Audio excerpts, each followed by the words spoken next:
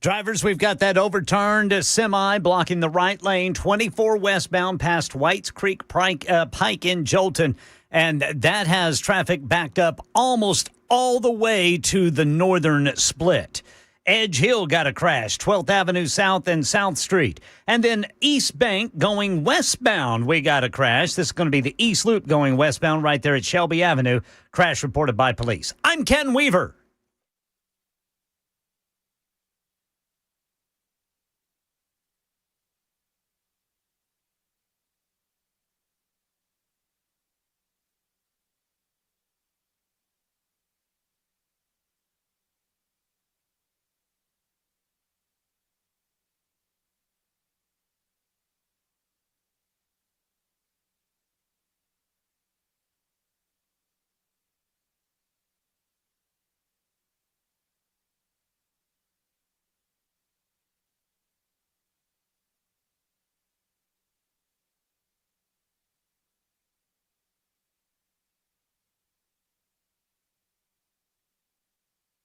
Hello, kids, one and all. It's the Matt Murphy Radio Show underway for another day and another week on Super Talk 99.7 WTN. We're pleased that you've decided to join us today. Can I start over? I've already screwed up twice. First sentence. Hey, friends, it's the Matt Murphy Radio Show underway for another day and another week on Super Talk 99.7 WTN. Take two is always better. It is Monday. It is the first day that we're speaking to you in the month of November. It is 2025. It is episode 916 of our gatherings together, and I've enjoyed just about every single one of them. It's day 291 of the Trump administration's second term. That's a 1460.5. We like to do that right off the top just to freak the liberals out who happen to be listening on the radio show or any platform that we broadcast. We broadcast on a lot of them. We're on 99.7 FM. Of course, you can find us on TuneIn, Spotify, iHeart, where we have our own app. And you can find us there. Supertalk997WTN.com is, wait a minute, that's not a website. Supertalk997WTN is what you type in to your app store to find us. Our website's 997WTN.com. And then, of course, there's Talk TV, YouTube, Facebook, Twitter, Twitch, and Rumble. YouTube, Facebook, Twitter, Twitch, and Rumble. I wore this lovely shirt today to show Jackson Williams what a winning program dresses like. It is 8 minutes after the hour, 3 o'clock. Yeah, there's the first zinger, Jackson. There's the first one. Whammo! Whammo! No? Anyway, let's talk about the news. Hey, Ken. How about you boys? I got more. Hello, Jackson. Go to hell. Okay. I deserve that. I deserve it. I deserve it. I deserve it. I deserve it. And that's all I'm doing. You know, somehow I knew those were going to be the first words I said into a microphone today. Mm-hmm. and I knew it wasn't going to be at Ken. That's what sucks about losing to Ken. He's too nice. I knew I wasn't going to tell him to go to hell. I knew I was telling you. You repeatedly told me to go to hell on the way back home from Knoxville the night that we beat the Volunteers. No, I said send me to hell. You did. You kept asking. Jackson, Ken, the night. I don't think I've told this story. Jackson repeatedly asked for us to unlock the doors to the back seat so he could jump out of the car at 80 miles an hour. He kept doing that. I was afraid that he was going to. Was that a Tennessee River y'all got running through there? Is that the Tennessee? It's a Tennessee, Cumberland, something like that. It's a beautiful. It's a big old river. Ken, what'd you think of that stadium? I freaking love it. How about that? I love it. Love it. Love it. And I would have loved it even had we not won because it was an incredible experience, man. I've never been to a football game with 102,000 people. And I heard it. I'm telling you. Was it as cool as I advertised? Yes, absolutely. And the whole running through the tee was great. I mean, it's like a 30-minute show before kickoff. Well, I'll say this, too. And I know that I was having fun Friday about the tee. And y'all know I'm kidding, right? I mean, it's one of the great traditions of college football. Somebody texted you. No. I mean, no, it's all good. But I'm going to say, after that, I mean, I'm funning, and I'll continue to do that. You're just splitting the band. My God. You're not, doing brain surgery on the field. But with it at night, with just the tee lit up like that, that's pretty cool. Oh, and that's pretty cool. I'm telling you, that weird version that Jackson was playing, hearing that in the stadium with the lights out like that, man. That was. I got to tell you, That was Ken, cool. you need to tell some of your boys. I should have texted you this yesterday or Saturday night. Some of your boys back in Oklahoma that do sports radio, if they're not playing that version of Rocky Top interspersed with the Oklahoma call of the football game, I think they're doing it wrong. That's what it's all about. That's Jackson. fair. Is it fair? Yeah, we played the Luke Combs song all over their locker room last year. The Oklahoma. There ain't no love in Oklahoma. So there's a video of Josh Heupel trying to do his press conference, and it's right outside the visiting locker room. And that song is just like over. You can't hear what Heupel is saying because that song is overpowering him from the closed locker room door. It's nice. Oh. Those are good memories, Jackson. Those are good memories to hold on to this year. All right, so we'll talk. We shouldn't do this right off the top. We'll talk about. We'll get an Action Jackson Sports Minute. Yes, sir. Coming up a little bit later on this hour. About them Titans, too. So many takeaways from this game. One main one that I think Matt's going to need to listen to. One main takeaway that I need to hear. I already know what it is. I would be willing to bet $100 I know what it is. Ken? Yes, sir. You want me to tell you what it is? I want to hear Jackson first. I'm going to write it down. Okay. No, you just guess, because I don't think you do. All right, let's hear it. Oklahoma's better than Georgia. No. That isn't That's it? not the takeaway. Oh, that would be a good one, though. That would have been a good one. I'd have to disagree. All right, what's the takeaway? You could have just won $100. So All right, we'll do it during the Action Jackson Sports Minute, which is not right now. It's a little bit later on. But more people this weekend. Listen, we talk about a lot of stuff. Yes, sir. We talk about the government shutdown. Yes, sir. We talk about air traffic control. Yes, sir. Oh, I was finally affected by the government shutdown. Were you now? No flyover. Oh, was there not a flyover? No flyovers during the government shutdown. Oh, well. I was finally affected, and I didn't like it. Yeah, it's a little weird. That would have made it even better. After the anthem, they're about to run through the T. There's USA spelled out in the band. A nice flyover would have been really cool. That would have been good. It would have been nice. So now the two out of the three of us on the Matt Murphy Radio Show on Super Talk have been impacted by the government shutdown. Ken, have you been impacted? He was there. To your knowledge? No flyover. Well, I didn't see the flyover. Well, I guess that's all three. But I was impacted because we didn't get to go inside of the St. Louis Arch. So there you go. Yeah, you couldn't do that. No, I mean, this government shutdown's got to stop, y'all. I'm going to talk in a minute about the government shutdown. I have a question that everyone else seems to be afraid to ask. What in the hell are these air traffic controllers doing with their money? What in the hell are they doing with their money? Oh, no, we've got to work second job. You just got stopped pay. Your pay just stopped.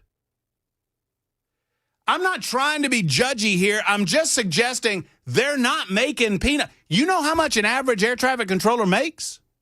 It's not peanuts.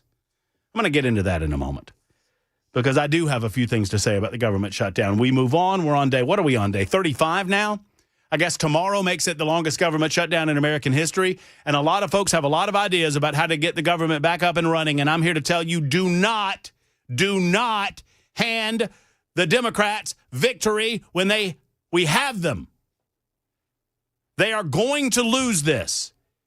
They were betting that we would blink, and they are mortgaging America's future against their desire to have power and control against the better judgment of the voting population.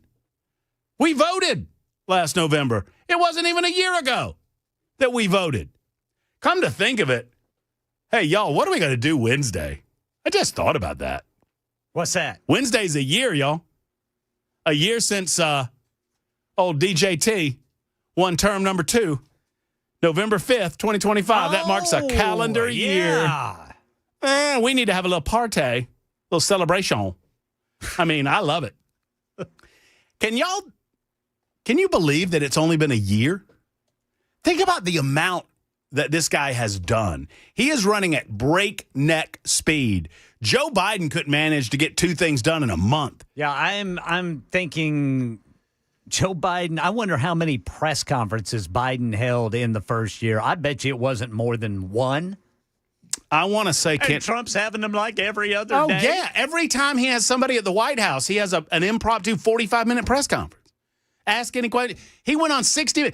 He just won a judgment of what it was. It $15 million on 60 against CBS. Yeah. They paid him $15 million against their ability, his lawyer's ability to go through discovery. That's why they paid the money. I don't know if Donald Trump wins that lawsuit because he is the president of the United States after all, and it was an editing lawsuit against Kamala Harris. But here's what CBS sure as hell didn't want. They didn't want Donald Trump's lawyers going through their emails, and Donald Trump knew that, and he won a $15 million judgment. Yet last night, there he is on 60 Minutes. We have some of the clips there, too, of Donald Trump and Norah O'Donnell, or whatever the hell her name is, interrupting. The juxtaposition of a so-called news organization interviewing someone like Joe Biden or Kamala Harris versus interviewing someone like Donald Trump, they make no illusions that they are fair-minded any longer. I hold 60 Minutes in the same contempt that I hold Tucker Carlson. And here's what I mean. I don't begrudge 60 Minutes for asking tough questions. I do begrudge them when they put their thumb on the scale with this interview versus that interview and then look at you dead in the camera and claim that they're not doing so. I don't even care if you tell me, hey, I like this guy, so we're going to go soft on him, versus I don't like this person, so we're not going to go soft on them. We're going to go hardball on them. But then to look at me and suggest, no, we're treating Donald Trump the same as we treated Joe Biden.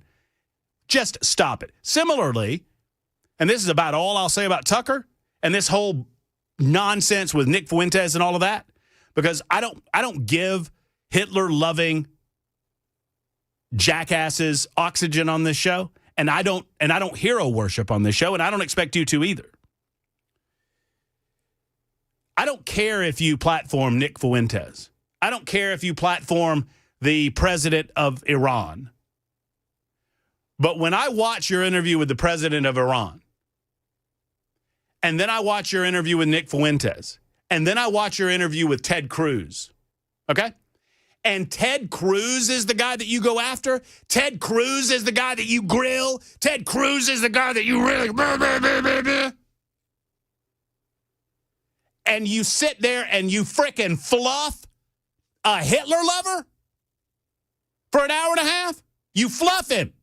You get down on your knees and you fluff him. And then you tell me, what's wrong? We're just asking questions. Go watch the Ted Cruz interview and go watch the Nick Fuentes interview with Tucker Carlson and tell me that Tucker Carlson didn't fluff him.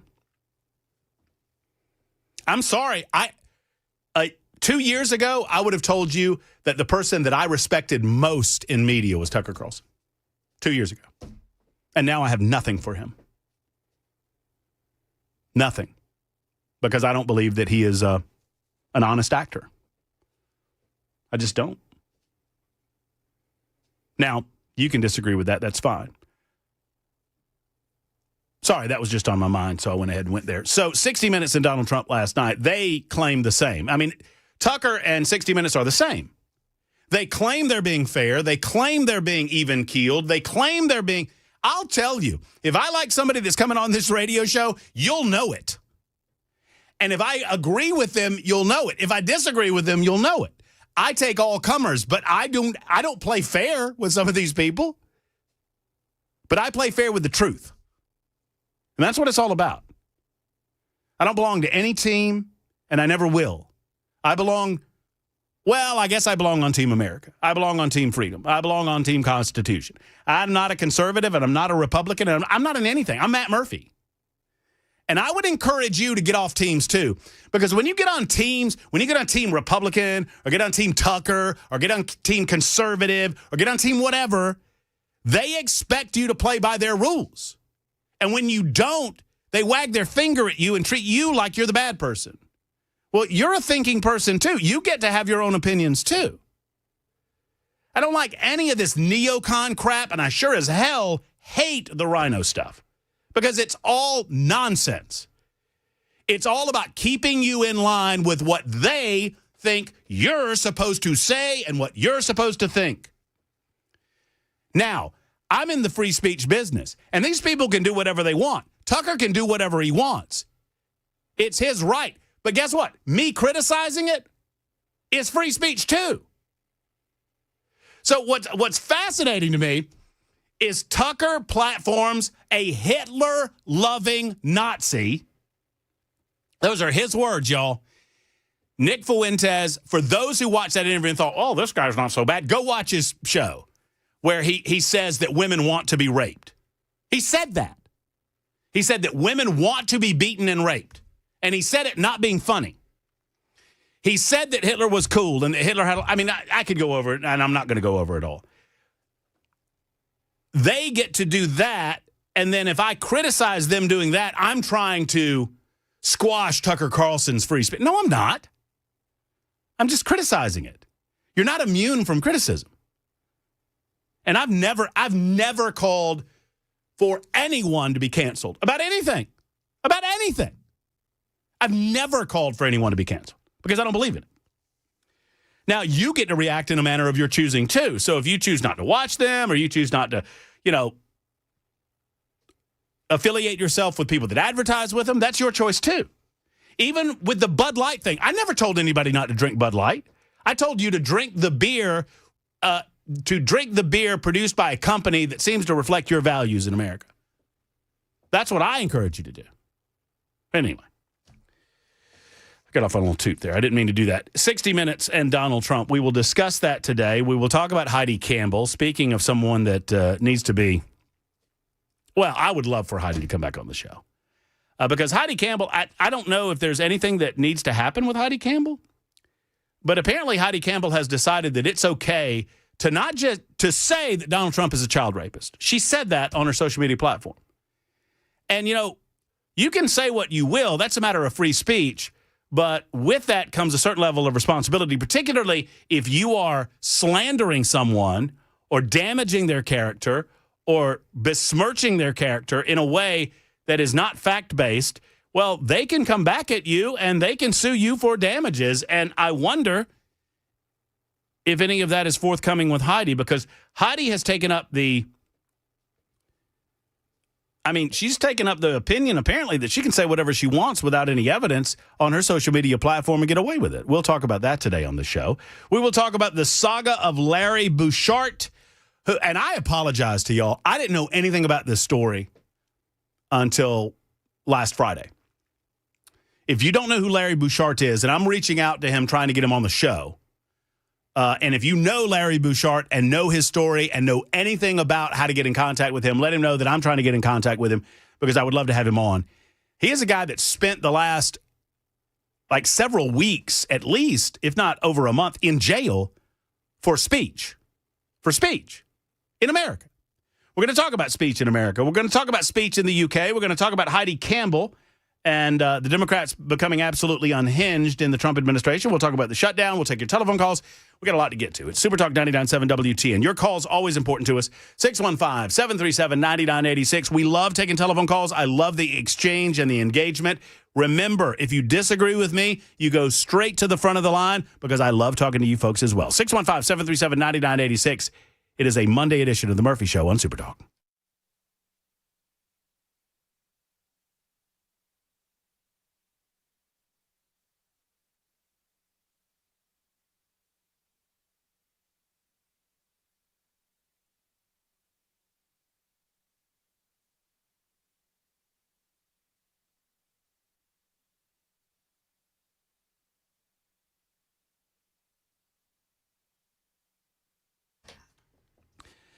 Hey, friends, it's Matt Murphy for Dickens Turf and Landscape Supply, your local source for genuine Kawasaki engine parts and service. They carry Kawasaki engine parts and lubricants for your lawn equipment. They also have Kawasaki certified techs that use genuine Kawasaki engine parts on service and repair at every location. Now, right now, this is a wonderful thing that they're offering. They're offering their winter service special, free pickup and delivery of a zero-turn mower. And they'll give full service to that mower. It's a great time of year to get your mower serviced and ready for the spring. So think about it. You're not using it right now. They'll come, they'll pick it up, they'll take it to their shop, they'll fix it up, they'll bring it back to you at no charge for that delivery. Buy Kawasaki where the pros buy. Dickens Turf and Landscape Supply. They have incredible locations all over. All over our community. You can't go a couple of miles without finding a Dickens Turf and Landscape Supply location. DickensSupply.com for all of those locations. That's DickensSupply.com.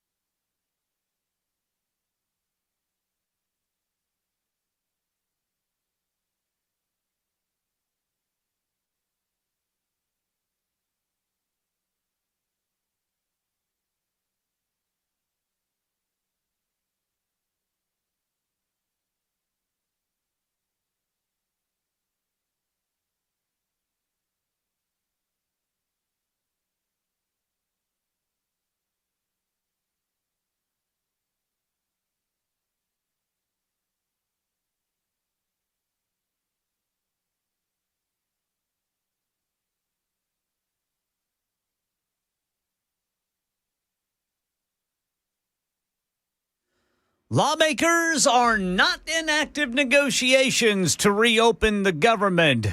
We'll tell you what Republican Senate leader John Thune had to say about Democrat stonewalling coming up at 3:30 on Super Talk 99.7 WTN. Indeed. We've got an Action Jackson Sports Minute. That's coming up just after Ken Weaver's newscast at 3:30 on Super Talk 99.7 WTN. Don't forget, obviously, Nincompoops in the News comes up at 5:36, 5:38, thereabouts. Woo, and got a good one. You got a good one today? I got a good one today, too. Jackson, what about you? I'm just my own nincompoop. No. I want to know how those seats were. I hope that you include that in the Action Jackson Sports Minute. You were in Patty Pie's seats. They were. I bet they were pretty phenomenal. Hey, if I was going to watch my team lose, I picked a good spot to do it. You know what? I should go through our group text that we went on that we were on Saturday and just share some of the group text that happened, mostly between Jackson and myself. Ken Weaver was laying low during the game. I had upgraded Wi-Fi. Well, that's true. It's tough to get the Wi-Fi in the. And my phone, it went dead on me. I forgot to charge it. Ken, I was preparing to send you a message that I'm looking here, and this message was ready to send, but I never sent it, and it was the last of the group text message, and it was going to be, Ken, please be careful getting out of that stadium. Those orange folks are mad. That's what it was going to say. Ken Weaver's last message to us, did you see it, Jackson? Oh! That's what it was. That's what it was. I want you to. I want you to find. Here's what I want you to do. After the news, after your Action Jackson sports report, I want you to find some tender piano music, like some sad piano music, and I'm gonna share some Jackson Williams texts. Can you? That I received during the game. Can you read those on the air? I can clean some of them up, but I can read. I can read a lot of them. Oh, really? I was a good boy. I don't think I see any fiddlesticks. Here's a. That's an upset, Ken. Here's an example of what you'll get. This is Jackson before the thing turned. I'm hammering a souvenir popcorn as we speak. Jackson sent me that. Send me that message. Ken Weaver said, Vandy ain't going to be the only Tennessee team losing today. Hall, boomer. Ken Weaver. And y'all looked good. Were y'all treated nice? Oh, absolutely, That's man. good. That's good. I That's mean, good. Vols fans were great. No, they're good people. They were really great. They know how to act. They know how to act. They do. I mean, we kid and we have a good time, but they know how to act. All right, Action Jackson Sports Minute coming up, and I'll read some sad texts from Jackson Williams from over the weekend. In addition to that, plus Donald Trump on the government shutdown, Donald Trump on 60 Minutes, and my take on air traffic control. That's going to be a little bit hard on air traffic controllers because, friends, I don't know why they're so hard up on cash. Maybe there's something that I'm missing. I understand it's a hard job, but why are they doing DoorDash 4 days after they lost their first paycheck? I don't really understand that. It's all on the way on Super Talk 99.7 WTN.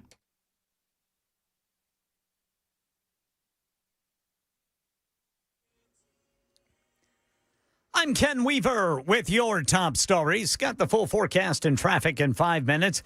Lawmakers in D.C. are not in active negotiations to reopen the government. Democrats keep stonewalling, say they want to talk to Republicans about extending tax credits for the Affordable Care Act that are set to expire.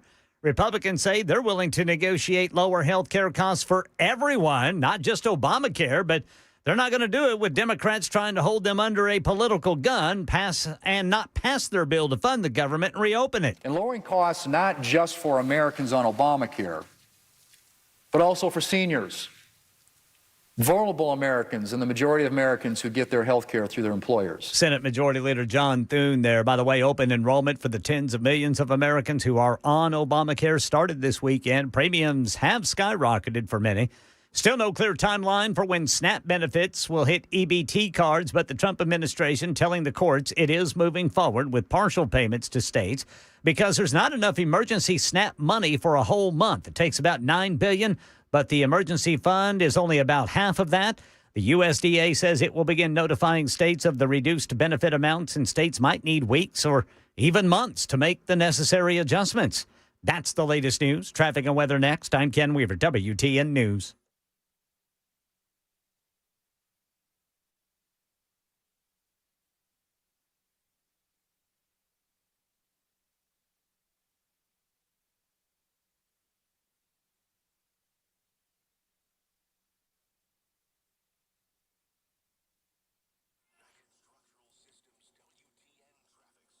Jolton still got that overturned semi, blocking the right lane, spilling gallons of diesel fuel all over the interstate. It's going to be 24 westbound past Whites Creek Pike.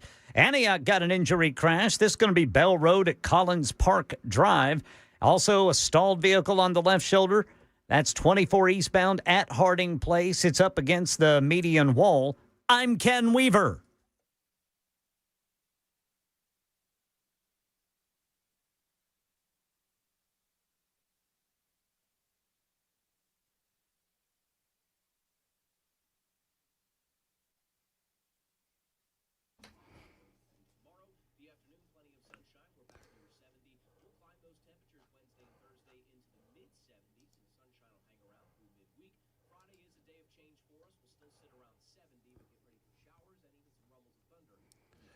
What are the marks of a good parent? They warn their kids about danger, who to trust, and what to avoid. Friends, it's Matt Murphy for Eurofix. Eurofix repairs European vehicles, and Eurofix wants to warn you that there are some unscrupulous dealers out there in the world. In one case, Eurofix, and they want to make sure that you understand that they're going to treat you the right way. In one case, Eurofix wrote a $5,000 check, a little over $5,000, as a refund to a customer because they do their job the right way, and they're never going to overcharge you, and they're going to police themselves. Not every auto shop tells you the full story. Some oversell, others cut corners. Some may just not know what to do. So why would you pay for something that you do not need? Eurofix makes quality repairs at below dealer pricing and has since 1999. Get a free 15-minute no-wrench inspection, a 3-year, 36,000-mile nationwide warranty on all the repair work they do. Rental cars are available with every appointment. Stay on the road and off the tow truck with Eurofix, family-owned for over a quarter a century. 5 separate locations. Call Eurofix today at 844-EUROFIX or online at myeurofix.com.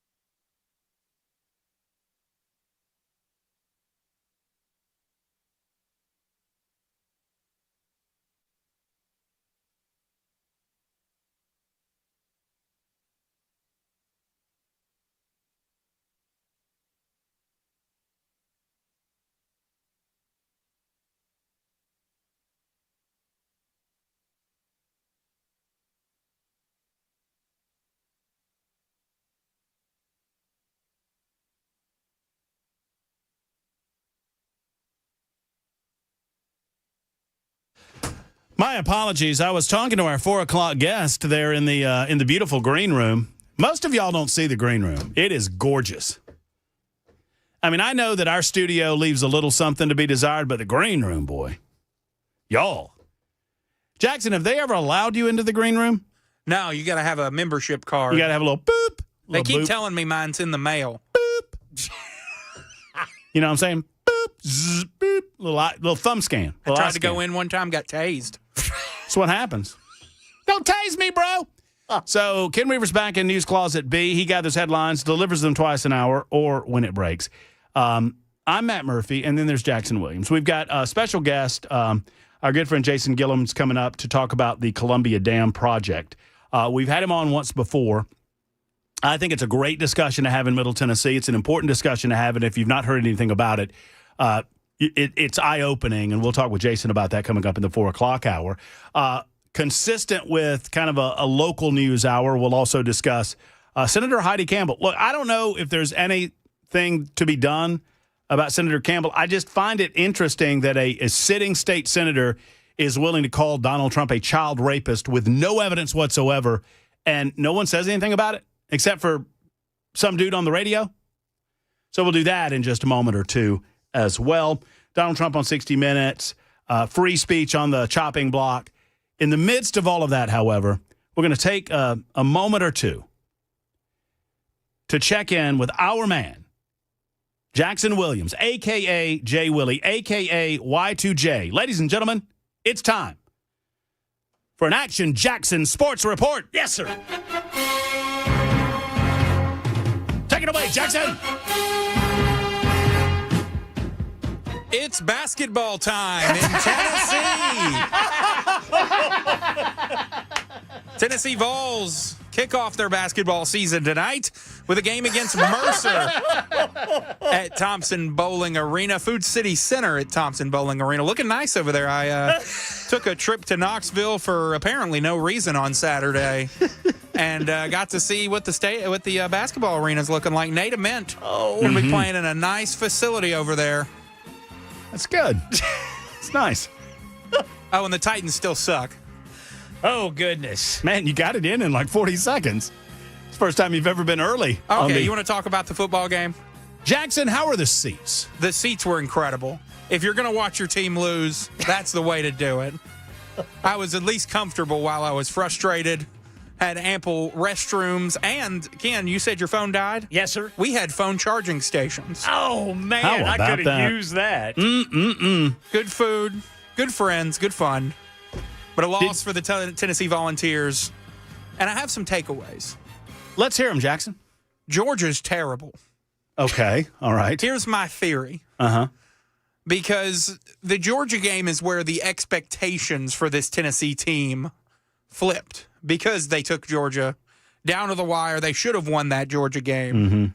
And that's when, coming into the season, the expectations were, around where Tennessee is now, 8-4, 9-3 on a good year is a good year.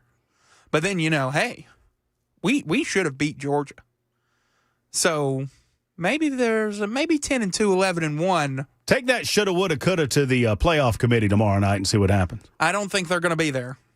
But, I think Georgia's bad. I think that's the main takeaway from this We're skating weekend. by the skin of our teeth, my friend. Yeah, pretty much. We did it again against Florida. I think they're cruel, is what I think. Well, I mean, you know what? Should have lost Florida. Should have lost Auburn. Should have lost to Tennessee. Did lose to Bama. Horrible. Horrible. I will say this. The only game where I feel like Tennessee has been outmatched in terms of talent was Alabama. Yeah, Alabama looks. I think they were on par with Georgia, and I think they were better than Oklahoma, talent-wise. So you think you should have won that game Saturday night? No, they made the mistakes that you make to lose a football game. turnovers. Let me tell you, voice Ken, crack. Ken, I would just take the W and never turn around and look back. Ever. That's what I did leaving Neyland. Take the W and don't look back. Oh, I'll take it. But I was watching a podcast last night. Jackson and I were talking about this. If you look at the first half stats, don't look at the interceptions, but just look at the first. Yeah. And you just don't put any names above the stats, and you just say who's winning this football game. Yeah. And my goodness gracious, but you know who was winning? Oklahoma by a score of 16-10. Oklahoma was offsides on the fumble 6. So, Were they?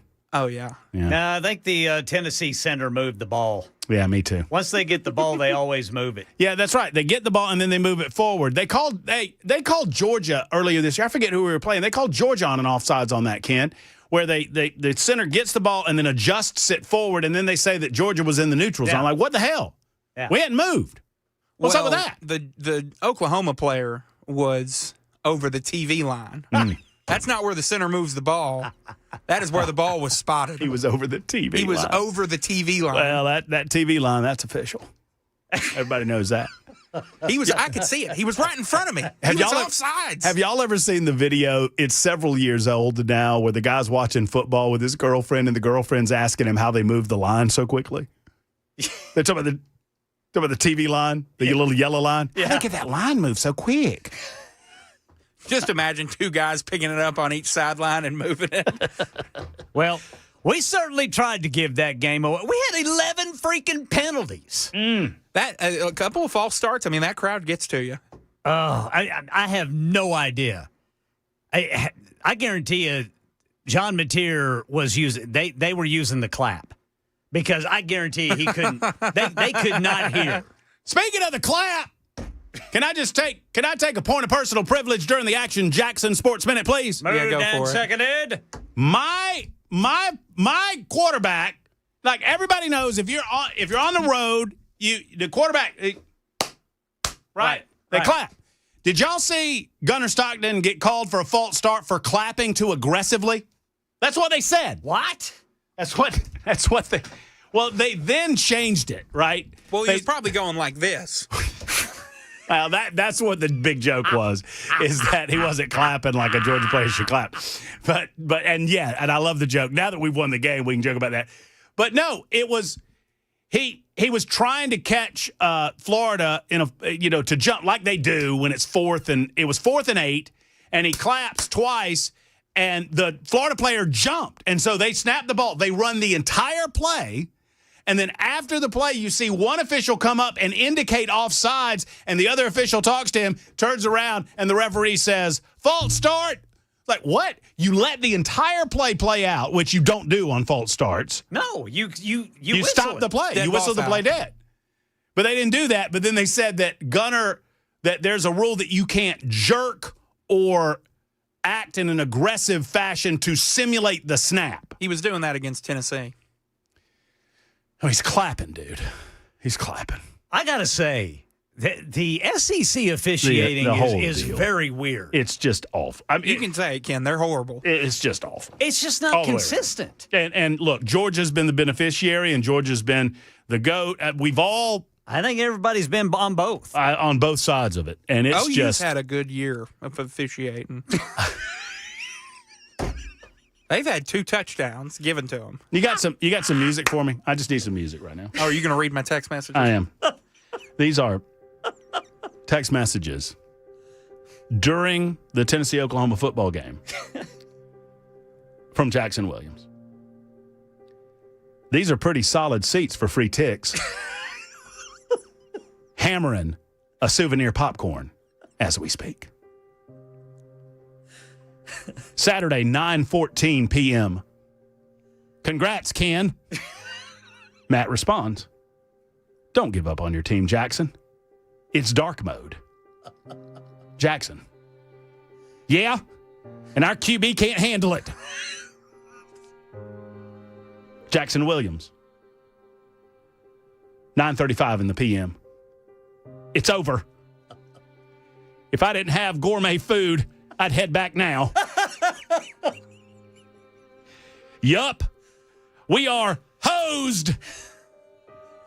9:38 in the p.m. By the way, I think this is about when the fourth quarter started.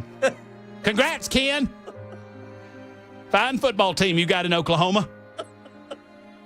Hey, Ken. 5 minutes later. Where the hell did you find this kicker? Matt Murphy weighs in. Yeah, he's kicking the hell out of the ball in those short britches. Jackson Williams, 10 p.m. exactly. Here comes the most soul-crushing fourth down stuff of my life. Exactly 9 minutes later. Wonderful. A meaningless interception. Oh, wonderful. We put them in field goal range. Kick it deep, moron! And then, my favorite text, a simple yet effective. Oh! No, not the hall yet. That's coming. From Jackson Williams at exactly 10:20 in the p.m. Saturday night, an effective. Jesus. At that point, I knew that all hope was lost because Jackson was appealing to the Lord. he was calling the Lord. He was calling the Lord. I responded, y'all be safe getting home. Yes, sir. To which Jackson Williams wrote, You can't make me. Yes. I saw that. You know what's funny, Ken? That first congrats, Ken. Tender tweets. You want to know what I looked up and had just happened? What? That was the 55-yard Tennessee touchdown Oh, okay. to take the lead. Yes. Tennessee was up when I said congrats, Ken. Oh, so the Oh, no. Most of that was happening when Tennessee was well within striking distance, if not in the lead. I was going through it. That's tough, man. That's tough. There you go. Tender tweets from Jackson Williams. Well, I Had will fun. say this. Those Vols fans sitting around us, they were not happy with Joey. They were upset at Joey. Well, I agreed with him. I mean, that was the fear that the gunslinger would at some point. Yeah, that was always the fear. Have you ever seen that old SNL skit with Steve Martin, Billy the Gun? No. No, I don't know. It's this old. I don't remember. They do it. like this old timey football documentary, and it's like he's Billy the Gun. He has an actual pistol with him while he's playing quarterback. So he shoots people? No, he threatens to, and then he actually shot somebody, and that was the day the Gun's career died, Wow. along with the defensive lineman. I did see, I don't watch Saturday Night Live anymore. Did y'all see the Predators SNL skit? It was really funny. It's really funny. Kendi, have you seen them? I missed it. All right, we might play that. Let's play it. Let's play it on the clean. other side. It's clean. It's very funny. It's a public service announcement brought to you by the National Hockey League. And we'll play that next on Super Talk 99.7 WTN.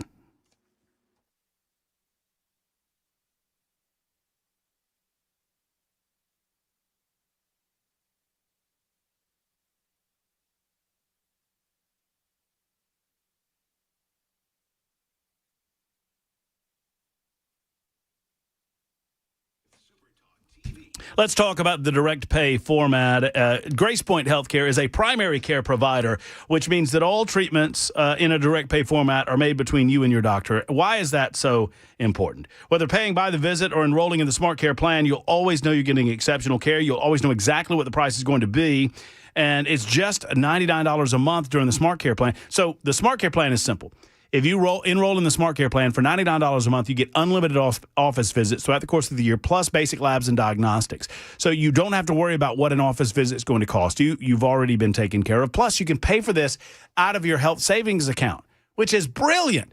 Thank you to the big, beautiful bill. Grace Point Healthcare gets the pharmaceutical companies out of your way. They get the insurance companies out of your way. And you can always file with your insurance for reimbursement after you see Grace Point Healthcare. Plus, you don't have long wait times. If you get sick, you want to see the doctor now, and that's what you get at Grace Point Healthcare. They're located in the heart of Franklin. Now, I encourage you, wherever you might be, to call them and consider making them your primary care provider. 599-6868, 599-6868. Modern medicine delivered the old-fashioned way.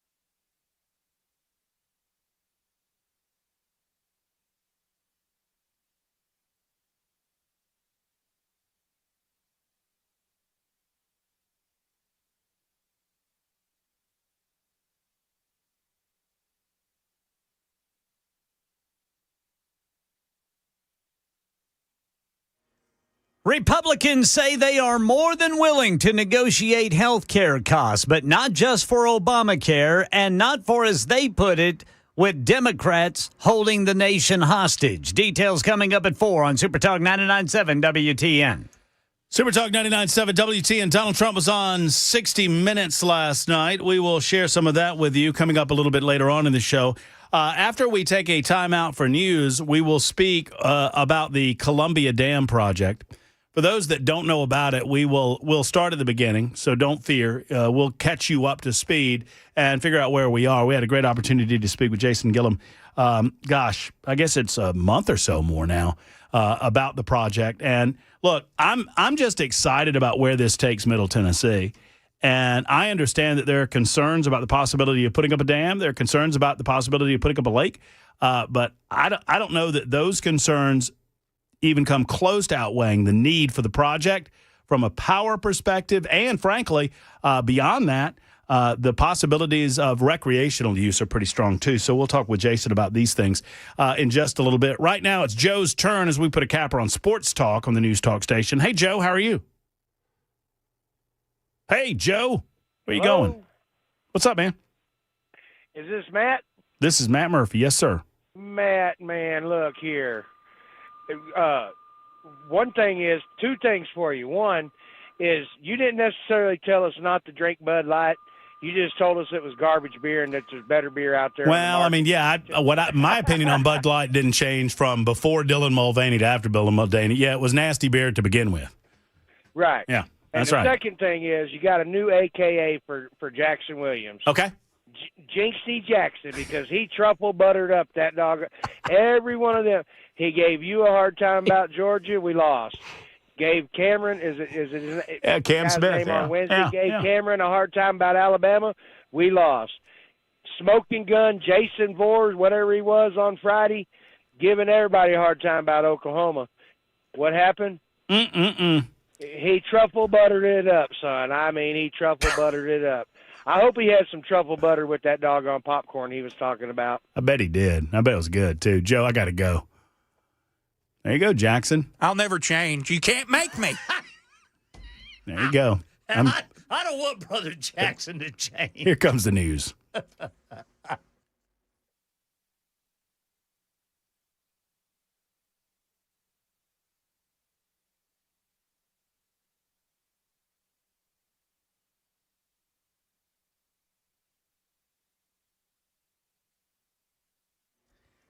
4 o'clock on the dot. I'm Ken Weaver with your top stories. Got the full forecast and traffic coming up in 5 minutes. Senate Majority Leader John Thune says once Democrats stop blocking the government from reopening, Republicans are more than willing to negotiate health care costs. And lowering costs not just for Americans on Obamacare, but also for seniors, vulnerable Americans, and the majority of Americans who get their health care through their employers. Obamacare open enrollment started this weekend. Premiums have skyrocketed for many. Beth Dryer's an ACA recipient in Virginia who claims her premium next year will be 5 times more expensive. I'm currently paying just under $80 a month for both my health care and dental care this year. Next year, my premium for the same plan would be over $420 a month for me. Trump administration notifying the courts it will release emergency funding for SNAP, but there's only about half of what is needed for an entire month, meaning beneficiaries will get just a portion of what they normally would get. In a filing in Rhode Island federal court, the Trump administration said SNAP's contingency fund only has about $4.5 billion left, enough to cover roughly half of November's need. The USDA says it will begin advising states of the reduced payouts, but an agency official warns that adjusting state systems to account for that could take weeks, if not several months. That's Stephen Portnoy reporting. Now to a story of incredible survival. It involves a hunter in California's Sierra Nevada who disappeared in early October and has been found alive, doing well. ABC's Alex Stone reports. Ron Daly went hunting over 20 days ago. It was supposed to have been a day trip, but he never came back. Search efforts did not find him. But he says on Saturday, after 20 days missing and out of food and water, he decided he had to walk and find help. After the sun went down, he prayed somebody would find him. You got to help me, Father God. I raised my head up. There's a car with headlights on it. And I go, oh, God. God. Thank you, Lord. At that moment, a group of hunters found Daly, giving him food and water and letting him call his wife before bringing him to medical aid. Alex Stone, ABC News. Entertainment news, three-time Oscar nominee Diane Ladd has died at the age of 89. Her death announced today by her daughter, actress Laura Dern, who in a statement said, "My amazing hero and my profound gift of a mother, Diane Ladd, passed with me beside her this morning at her home in California." Here's a clip from 2024, an interview on UCLA television in which Ladd described what she does as an actress. The actor's job is to reflect you. I am a mirror in whatever part I play, saint or sinner, glamorous or plain or crazy or sane. I play you, my human race. Ladd was celebrated for her roles in Alice Doesn't Live Here Anymore, Wild at Heart, and Rambling Rose. But you might also remember she played Clark Griswold's mother in Christmas Vacation. That's the latest news. Traffic and weather next. I'm Ken Weaver, WTN News.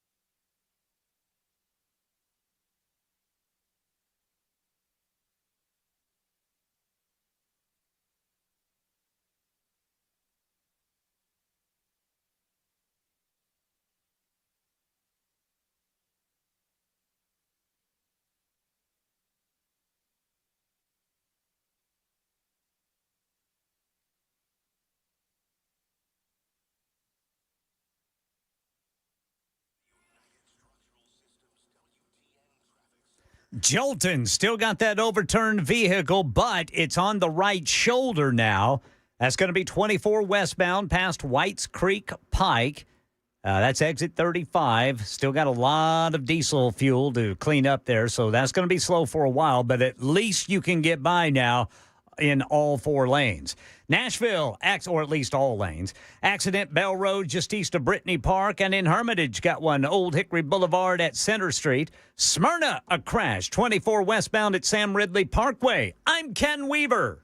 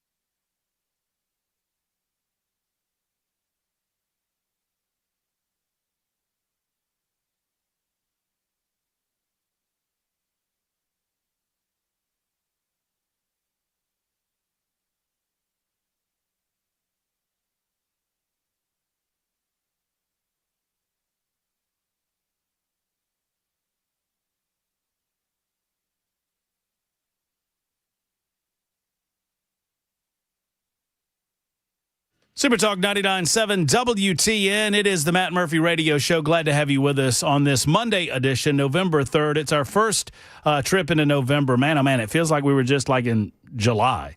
The fall rolls fast, y'all. It really does. And now we're in holiday season. We're not in holiday mode, though. We're dealing with a number of issues. And we're going to spend an hour talking about local issues. And when I say local, I really mean statewide issues affecting all of you listening to us on a more localized level. We'll talk about our good friend, Senator Heidi Campbell, coming up later on this hour.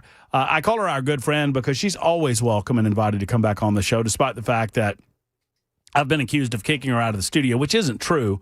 The last time Heidi was on, and I just put this up on at Matt Murphy Show. Actually, I put it up yesterday. At Matt Murphy Show, you can see the moment that Heidi left the studio.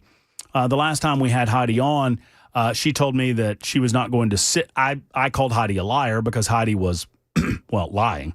And so I said, well, you need to stop lying. And because you're lying to the people that listen to this show. And I explained why. And she said, well, I'm not going to sit here and be called a liar. And I said, well, you can leave. And so she did. So she's always invited back, though, to spew whatever nonsense she wants to come out of her mouth. And now she's, frankly, she's slandering Donald J. Trump in a way that I think crosses a line. Now, you're entitled to say what you want to say, but you're not entitled to be free of consequence. And we'll talk about that later on this hour. But right now, I want to revisit a topic that was of great interest to the people when we visited the first time around with Jason Gillum, who is an advocate for a dam in Columbia. And here to talk about that in our studios, none other than Jason Gillum. You might know Jason. He's run for public office. He's served. I think you've served, right? I'm currently the Republican Party chair in Murray County. I knew it was something like that. And I don't mean to I don't mean to diminish the role because that's a very important role in Murray County. I apologize. Oh no, that's fine. How's it going? Great. I'm happy to be here. Thanks for having me back. I was expecting a green shirt. You need to get green sweatshirts. Right. It's too cold for this darn green shirts now. Yeah, the green shirts are indicative of the support that you guys have to revisit a look at the Columbia Dam. Correct. And you kind of educated me first time around on the history of this, but I want to go back and kind of revisit that because many people listening today might not have been listening to that conversation. Right. Just talk to us about this concept, where we are and where it started. Well, so if you want to go all the way back, TVA in the 1930s, that organization was, they came to be. And one of the first things that they did was looking at studies about putting dams on the Duck River. And so fast forward, 1960s, they decided that they needed to build 2 dams on the Duck River. The Normandy Dam, which is in existence today, the created Normandy Lake, and the Columbia Dam.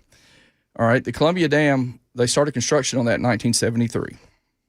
The dam was 98% complete when the project was halted because environmentalists from the Sierra Club out in California got involved in our business here in the Duck River in Middle Tennessee. And so a federal judge halted that project. And so that dam sat dormant for about a decade. Mm-hmm. 98% complete at a cost of $83 million in the 80s, which would equate to about $650 million today. And so that dam was torn down after it was almost 98% complete, completely torn out at a cost then of $2.5 million, which would be about $18 million today. So it was a very, very poor decision to tear that dam down. If we had had that reservoir, we wouldn't have the water situation that we have today. And people don't understand or don't realize. And I guess, as we get older, we learn things. And I was put on the Murray County Water System Water Board. So I serve on the water board in Murray County. So we deal with this issue of water every day, every week. And so I learned a lot being put in that position. And so anyway, fast forward to today, and we are in what I would call a crisis situation because of the withdrawal rates from our Duck River. There's 7 utilities that withdraw water from that river, serving about 250,000 residents in southern Middle Tennessee. Okay. So 7. So there's 7 places that they're drawing water from. Yes, sir. There's 7 intakes that they withdraw water from the river. 7 different utilities. That's about 35 million gallons of water a day being drawn from the Duck River. Okay. If you go back to 2010, there was about 25 million gallons of water being withdrawn from that river. If you remember, in 2007, we had a severe drought here in Middle Tennessee. So much so in 2007 that the Normandy Lake was literally drawn down almost below the intake. Had that happened, it would have been catastrophic to those people, in the Normandy area and the surrounding counties that are served by Normandy Lake. They wouldn't have had any water. It would have been below the intake. So what I'm getting at is, if that happened again today, if we had that kind of drought, we would be in a literal water emergency. There would be people that because would the amount of people because has the amount of significantly people. changed. Oh, it's significantly changed. And listen to this: if the requested water permits that are out there from the 7 utilities on the Duck River, if they accommodated those permits today, there would be about 70 to 75 million gallons of water a day withdrawn from the river, double what they're doing right now. There's not enough water in the river to do that. And we don't have another water source. So that's where these pipelines come in that they're talking about. And so if you're familiar at all, the Cumberland pipeline study was just completed a little over a month ago. The Mallory Valley Utility District, they performed that study. That pipeline would have been a cost of about $2 billion. We can't afford that. People, the ratepayers. Wait, so the construction of the pipeline, this would be from the Cumberland? Yes, 30 miles. 30 miles from the Cumberland down to the Murray, Murray Williamson. Yes, right. Yes, and so would cost $2 billion. $2 billion, because not only do you have a 30-mile pipeline, but you have to build a water treatment facility. Harpeth Valley would have done that, and so and here's another interesting fact. Right now, today, there were different types of pipe that they were talking about in that project that was in the feasibility study. One was a 54-inch ductile iron pipe. The other was a 42-inch ductile iron pipe. Okay. The 54-inch ductile iron pipe that is required to move that water is $1,150 per foot. Per foot. What? Exactly. What? And people, when I say that, people think you're nuts. There's no way. Hold on a second. The material? Just the pipe. Just the material. Just the pipe. That's buying it. That's not transporting it. That's not putting it in the ground. It's 54-inch pipe. It's ductile iron pipe. It's $1,150 a foot. Is this pipe made of unicorn flesh? What is it? What? Well, it supposedly would last 75 to 100 years. Okay. Okay. That's suspect. I mean, when you're talking about the kind of volume and pressures you said $1,500 a foot. $1,150. $1,150 a foot. Yeah, and you're talking 30 miles. So do that math. Sheesh. 5,200. That's how you get to $2 billion. Right. 5,280 feet in a mile, and you're going 30 miles. Now, that project was deemed undoable. All right, they shelved it. They pulled it off Mallory Valley. There wasn't any support for it because of the huge economic expense of the project. So now they fast forward to, well, we can't do that, but let's look to the Tennessee River. Maybe we can put a pipeline to the Tennessee River and make that work. That's 55 miles. Okay, well, common sense doesn't take, that's double the money. Is that going south and east? Well, I guess, west. Oh, is it west? Okay. Yeah. I have no idea where the Tennessee River is. That's fine. And so that's 55 miles. So common sense tells you, well, that's going to be $4 billion. And probably a little bit more than that. So these projects, and that's why I and others, we at the Columbia Dam Now project, are pushing so hard to get this dam rebuilt. It was already built once. Let's rebuild it, because if we do that, it cuts the expense. It literally eliminates it.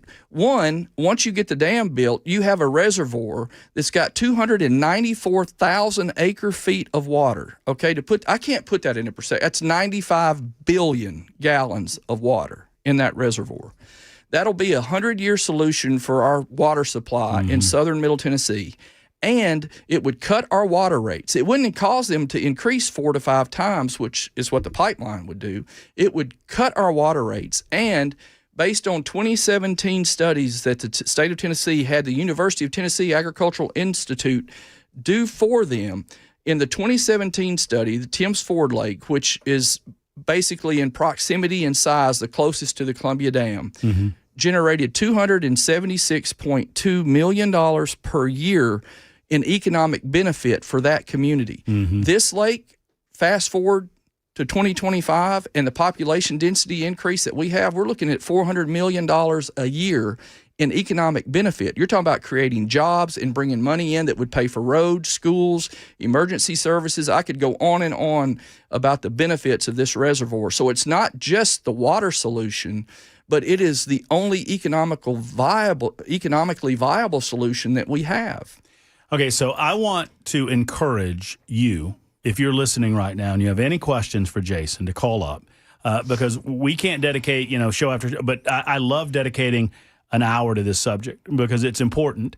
If you have any questions on it, 615-737-9986, particularly those of you who are prone to disagree, because I would love to hear what disagreements there might be out there that I'm not catching.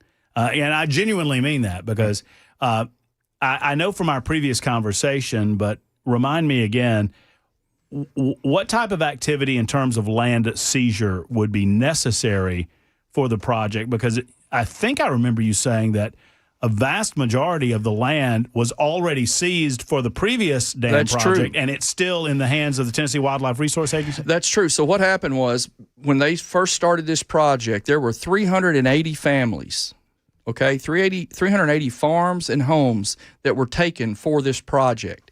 When those homes were taken, that land was never given back to the original landowners. It was given to the state of the Tennessee from the Tennessee Valley Authority. The state didn't want to manage it, so they allowed the Tennessee Wildlife Resource Agency to create the wildlife management area known as Yanali.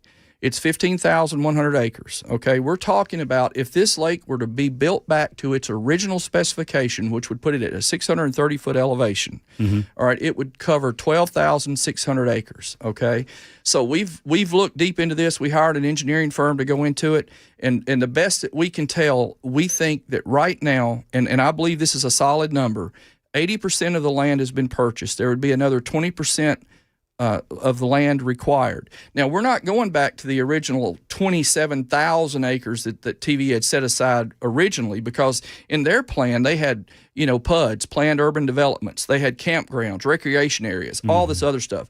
What we're trying to do is to get water. Now, those things will happen naturally. Right. Absolutely. I mean, we want them to happen. I mean, the recreational side of this is huge. Yeah, it's a big deal too, but that's not the primary focus. No, that's not. You can have some launching points, some boat ramps and things like that where everybody has access to the lake. You don't have to have huge campgrounds or planned urban developments around the lake that would take up unnecessary land and cause even more land to be acquired than what was needed just for the reservoir. So that's our concentration, is let's concentrate on just what we need for the water, okay? But also allow those economic benefits that will come with it, which would be the recreation, fishing, hunting, skiing, boating, all that stuff that goes along with it. Will this do any damage to the Duck River? So there is a contingent out there, a small contingent that says we're destroying the river.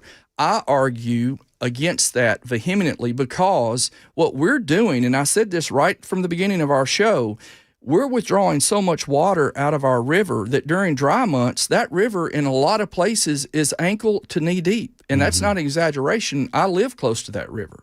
And so by putting the reservoir there, what we're doing is protecting our Duck River. We're creating a reservoir, which means that we can control the water downstream of this lake, right? And then here's another very important point. The Duck River is 284 miles in length. We're talking about a 51-mile impoundment. There's still 233 miles of Duck River remaining. What does that mean, impoundment? Oh, the lake, the reservoir. Okay, We're behind the dam, the water that's impounded behind the dam. Okay, so that would be the lake. Yes, that would become the lake. Okay, yeah, I got you. It absolutely would. So, the river is still going to be there. There's 234 miles for kayaking and exploring and wading and all that. But the reservoir, there is all kinds of benefits. One, it's a water purifier. It's a natural water purifier when you have a reservoir. It's just like pouring glass into water, right?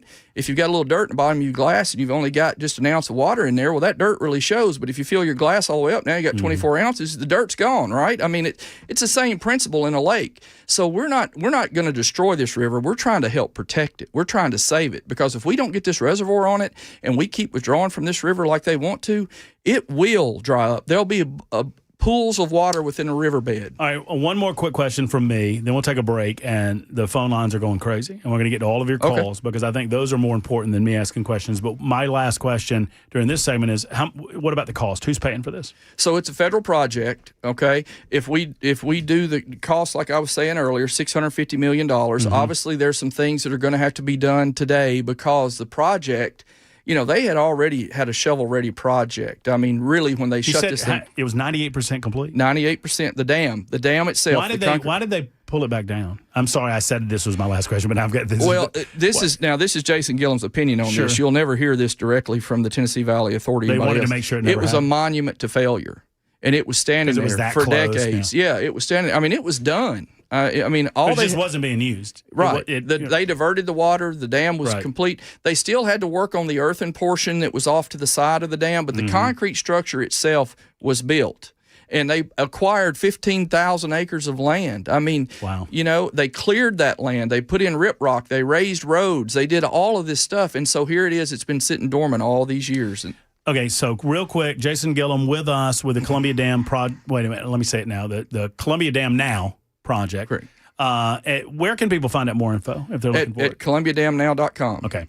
We'll take your calls, Greg and Amy and Ward. A lot of damn talk on the Matt Murphy Show. I mean, the puns just write themselves on Super Talk 99.7 WT.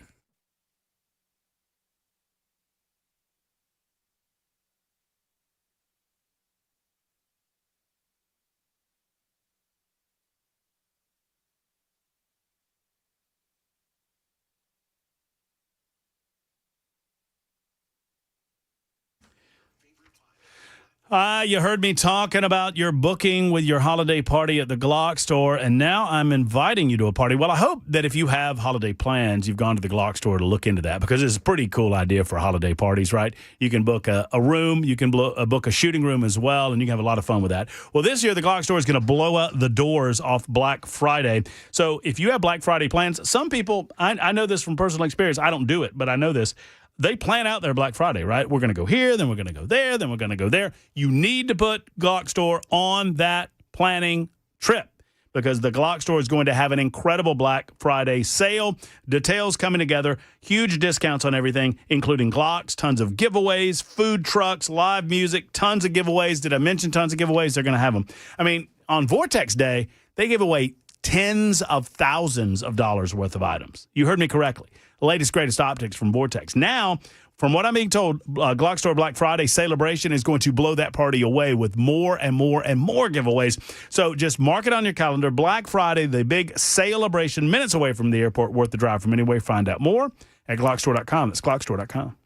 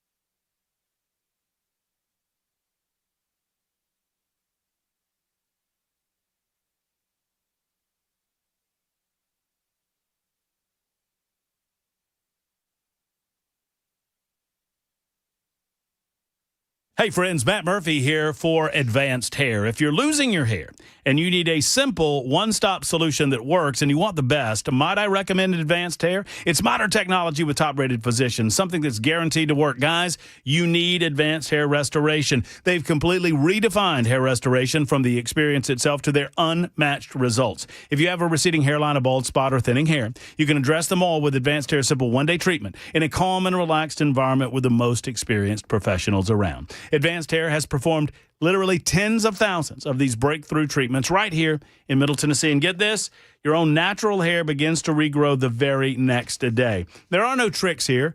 This is not a, sleight of hand. Go and talk to the guys at Advanced Hair. No one in Nashville can offer anything like it. It starts with your free consultation. Call today at 629-348-HAIR, 629-348-HAIR. And if you qualify, you will get $250 off and 250 free hair grafts. Redefine your hairline with the team at Advanced Hair, online at advancedhair.com.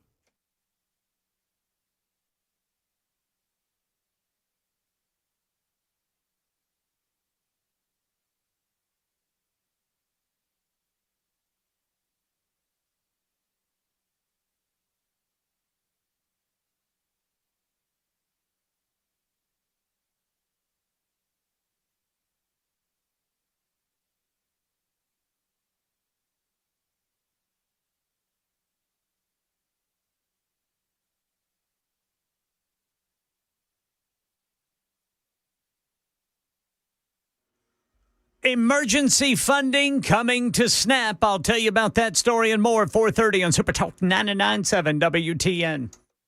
Super Talk 99.7 WTN. A minute or two before the newscast, a lot of you wanting to ask questions of our guest, Jason Gillum. He is advocating for a new dam in Columbia. It's called Columbia Dam Now. That's the project. You can find out more at ColumbiaDamNow.com. And a lot of questions coming in on the Super Text line and a lot of questions coming in on the phone lines. I don't want to limit the ability of a phone caller. So what we'll do is we'll get every one of those calls. I will not ask a question after the break. We'll go directly to calls. But I'll ask a couple of questions that are coming in on the Super Text line. Where are our – if you're saying that – the steps are that we get a federal appropriation for this. Where are our Congress people, specifically Andy Ogles? I think this is his district. And where's our representation on this? Absolutely. So I was invited to come to Washington, D.C., and specifically to talk to Marsha Blackburn and our Senator Haggerty. And while there, I met with a lot of our congressional delegation, Diana Harshberger, Tim Burchett, Andy Ogles, all of them. And Andy, to specifically answer the questions, 100% behind this project. He is on board. He's actually spearheading the appropriation that's going to be necessary. Now, unfortunately, right now, with the government being shut down, there's no bills running through the House, and it's going to require a bill to run through the House that he can attach that appropriation request to in order to get it funded. That's something he is doing. He's behind it. He's for it. So is our entire congressional delegation across the board. With full transparency, I have not talked to Cohen in West Tennessee. He's the only one I haven't talked to. But we've got 8 others on board, and they're behind it, and they know the need for it. It's. I mean, we've got to have water. If you feel the need to talk to that congressional district, I would just go ahead and get ahead of the curve and not talk to Steve Cohen. Go ahead and talk to Justin Pearson because I feel like after 2026, he's going to be the guy that you'd have to deal with. I don't think you have to deal with him at all, but if you deal with anybody, just go ahead and deal with Pearson. Right. That's so the total nut is $650. Well, no, it's going to be a little bit more than that, realistically, because let's think about it. It's been 50 years. The growth. Trees, things like that have grown in the riprap that they had put out when they raised and elevated roads that were going to be affected, and all these, they're going to have to go in there and clean those and everything. So the project cost is probably going to be realistically somewhere around $1 billion. Okay. But remember what I said. This is the only project that we can do that will have a extremely positive economic impact on our community. Not only will we have the $400 million a year coming in. I mean, we'll have a place that we can go and fish, and we can spend time with our families, and, it's going to create jobs. There's going to be restaurants, hotels, all kinds of things that'll come along with this. And most importantly, alleviate any water concern in Middle Tennessee. That's the whole premise. That's why this started. That's where we were going when we started. Recreation is just a byproduct. Right. The reason is for the water. All right, your calls, as promised, coming up with Jason Gillum next. It's 31 after the hour on Super Talk.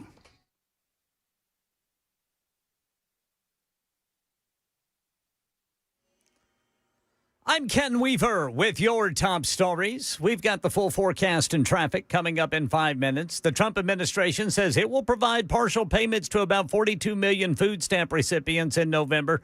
Republicans say SNAP could be fully funded if Democrats simply vote to end the shutdown. ABC's Christiane Cordero reports from Washington. The administration plans to use, it says, the contingency fund to the tune of $4.65 billion, which is about half of what is actually required to fund SNAP, and that it could take weeks, if not months, to release these funds because of basically different state rules. Now, the administration declined to use alternate funding to fully fund SNAP benefits this month. Under court order, the administration says it will deplete SNAP's contingency fund to provide partial benefits. Democrats say the administration should be doing more and providing full SNAP benefits by tapping tariff revenue that normally funds child nutrition programs. The White House has already done this to a smaller extent to fund the Women, Infants, and Children, or WIC program. But the administration says tapping billions from that fund would pose an unacceptable risk and shift the current SNAP shortfall onto kids who get free meals at school. Reports say Senate Majority Leader John Thune says he's optimistic Congress can strike a deal to end the government shutdown by the end of this week, though he stopped short of saying he's confident. And here in Nashville, a 16-year-old student at James Lawson High School arrested this morning for bringing a stolen pistol into the building. Security detected the weapon as he passed through the Evolve screening system. Officers say they later found an extended magazine and loose rounds in his backpack. The teen charged with bringing a gun onto school property and juvenile weapon possession. Hurry up and wait. That's the takeaway from the latest comprehensive study on traffic congestion. With return to the office orders taking hold at more and more companies, the lull in traffic congestion that came with the pandemic is fading into history. The Texas A&M Transportation Institute's latest urban mobility report finds Americans losing 63 hours per year to traffic jams, a 16% increase since 2019, and it's costing us $269 billion a year in lost productivity. That's the latest news. Traffic and weather next. I'm Ken Weaver, WTN News.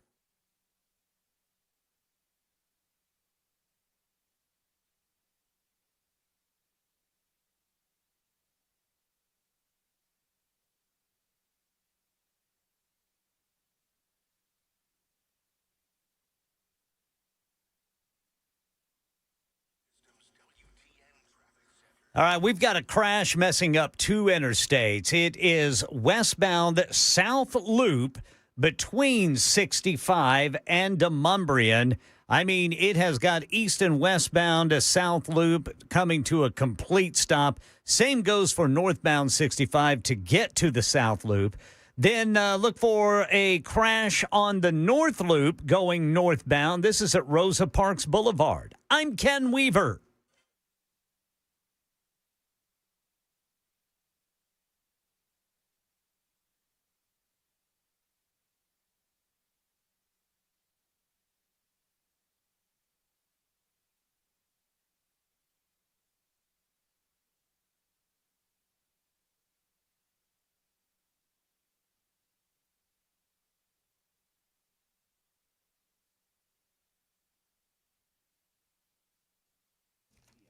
Friends, if you're a business owner and your business is not involved in the computer industry, listen up, because Michael, that's what he does. Michael, Eddie, and Alpha and Omega Computer Consultation is your team to alleviate any and all computer questions or issues with your business. Now, if you're dealing with email, or you're dealing with server issues, or you're dealing with IT issues of any sort, or if you're dealing with a printer issue, or, most importantly, cybersecurity and ransomware issues, friends, you shouldn't deal with any of this. You're taking time away from your business. Allow Alpha and Omega to handle it all, and they do. 24-hour-a-day, 7-day-a-week protection from threat, compliance for all industry, business continuity, a super fast local help desk. And here's what I love. Michael guarantees when you call Alpha and Omega, you're talking to somebody in Tennessee. Oftentimes, if you call some other computer consultation firm, you might be talking to an AI bot. You never get that at Alpha and Omega. You might be talking to somebody around the world. You'll never get that, or around the country. You don't get that either. You talk to a local person right here in Middle Tennessee who is invested in solving your issue as quickly as possible and getting you back to business. That's what it's all about. So if your IT contract's up, let's call Alpha and Omega for a quote today. 615-784-0096, 784-0096, or online at aando.net.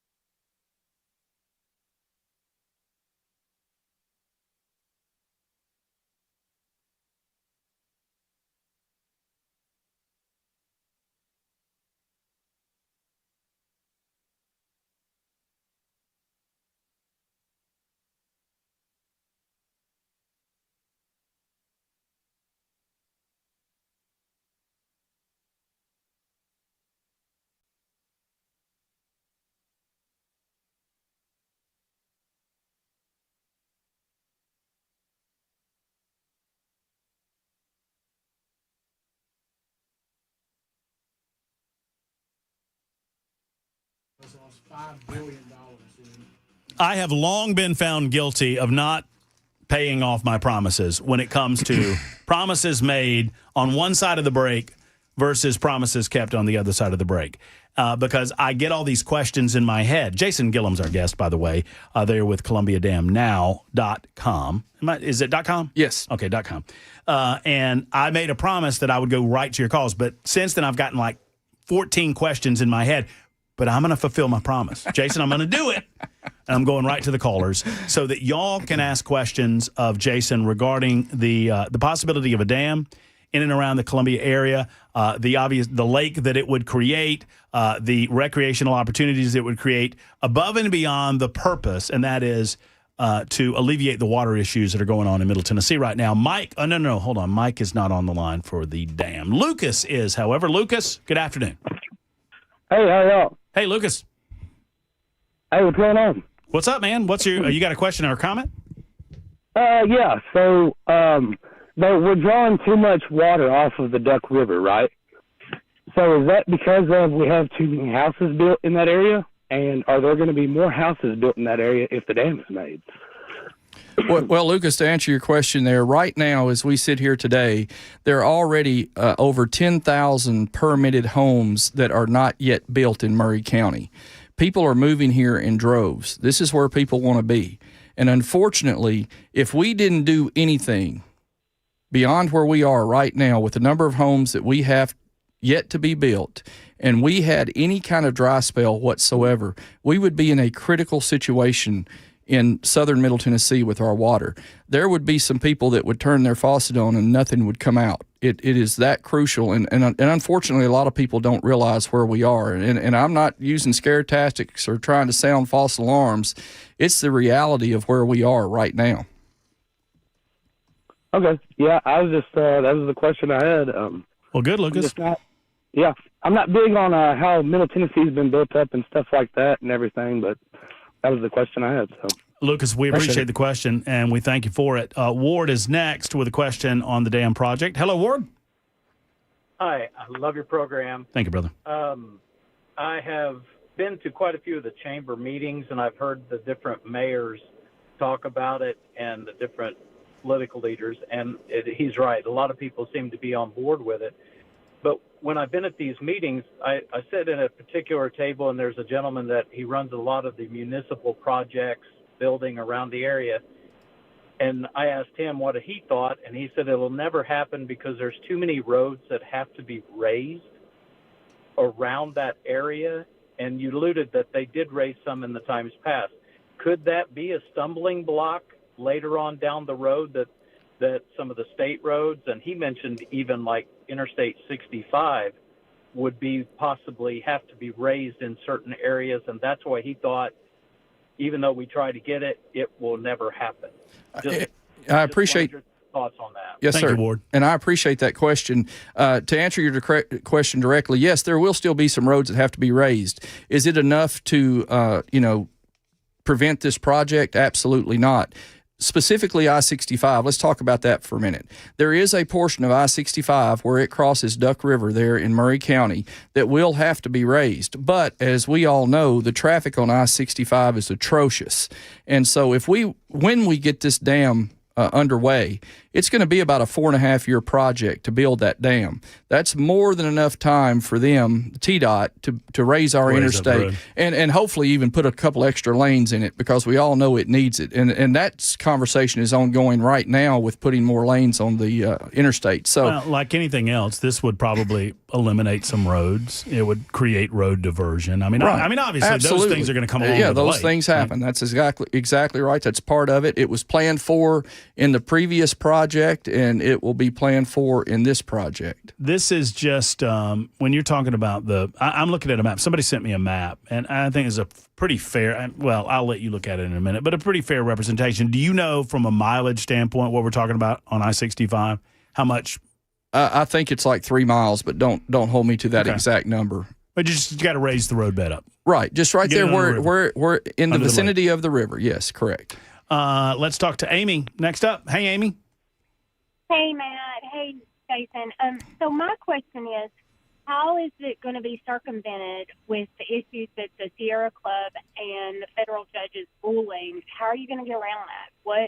What is Well, what's the change? that's a good question, Amy, and I'll tell you that's part of why we need this new feasibility study.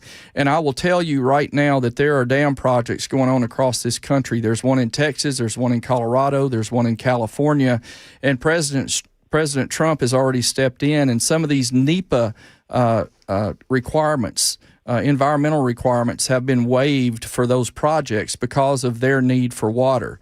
So I'm not saying that would happen with this project, but that's always a possibility. If we can move this thing along, hopefully the government will open back up, we'll get an appropriation done, and then we can get these feasibility study finished. But that is a hurdle, and it's there. Look, but nothing worth doing is ever easy, and so those are things that we're going to have to work our way through. Well, what was it from the Sierra Club's perspective that stopped this project? The snail darter. They said that the snail darter existed in the Duck River, and it was the only river in North America where the snail darter existed. And that was found out later to be absolutely untrue. The snail darter it was found in rivers all over North America. So you got to kind of be careful when you hear these stories, Super. So for that part, you really already have the data to back up that, well, that's not.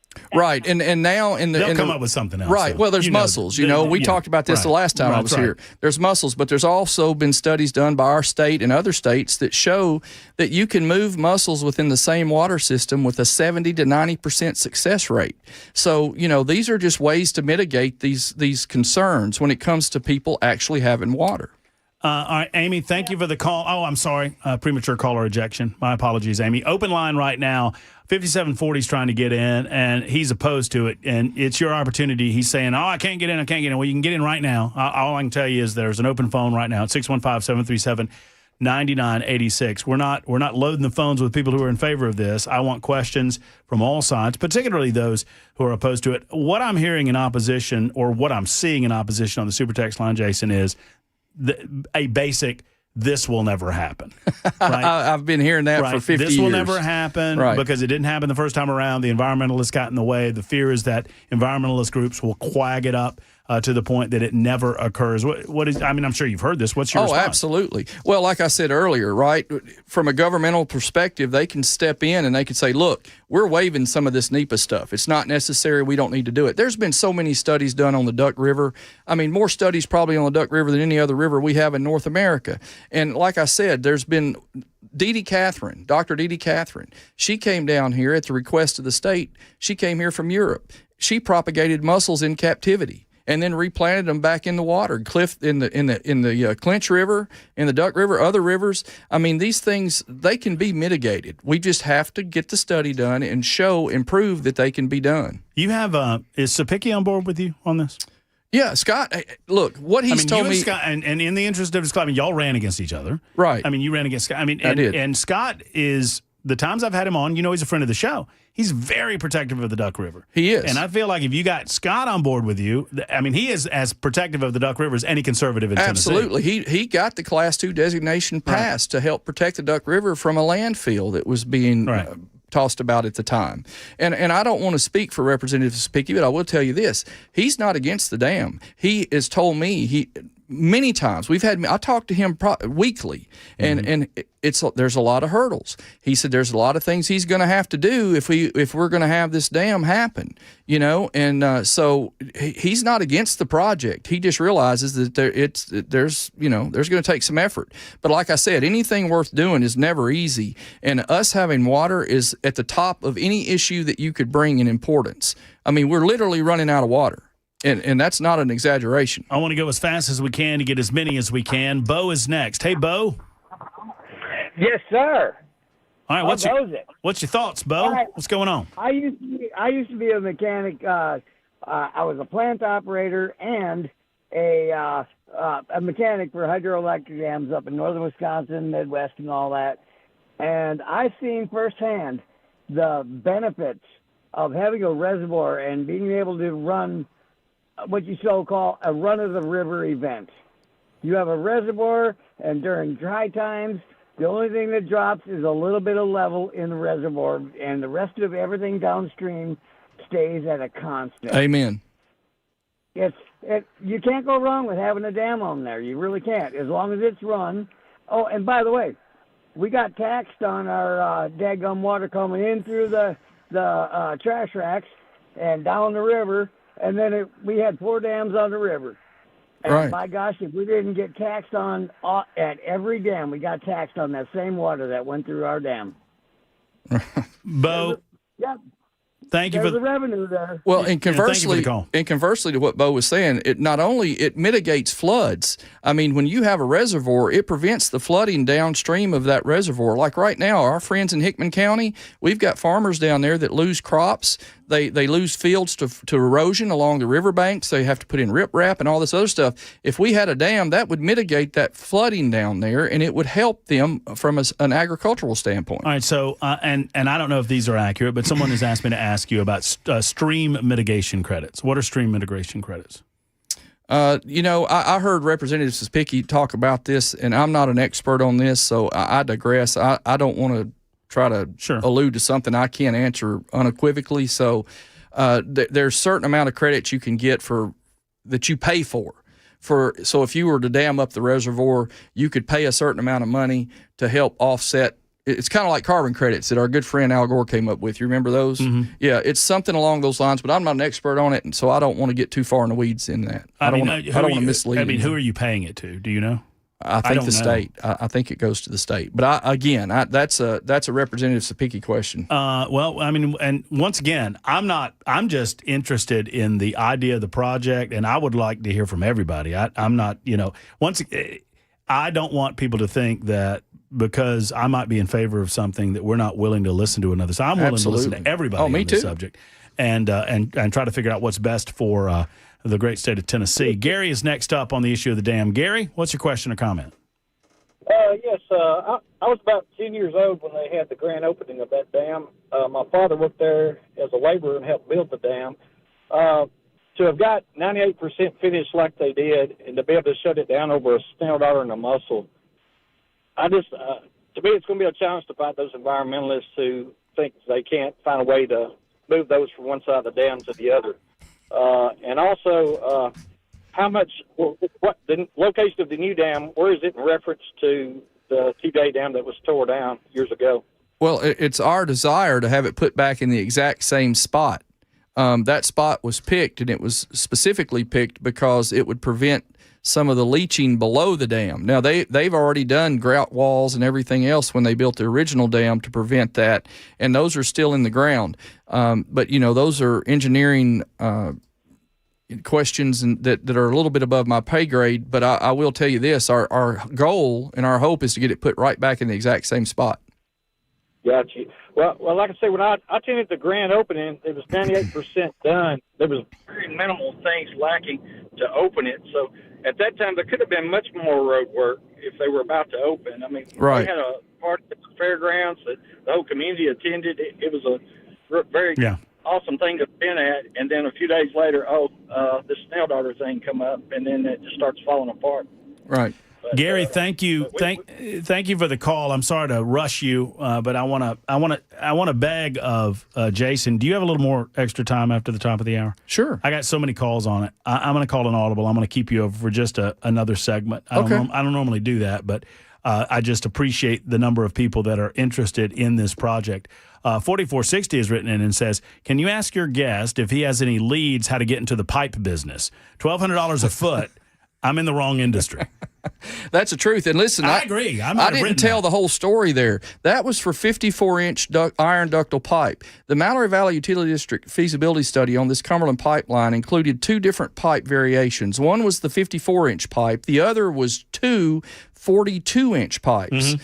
All right, those 42-inch pipes are $637 a foot. So you got to have 2, not just one. So now you're looking at $1,300 and $1,330, something like that, a foot for that pipe. Again, 30 miles, 5,280 feet times 30 times 1,150 or 637 times 2 and add it to that. It's crazy. Hey, Jackson, laying pipe's pretty good work if you can get it. It's 54 after the hour on Super Talk 99.7 WTN.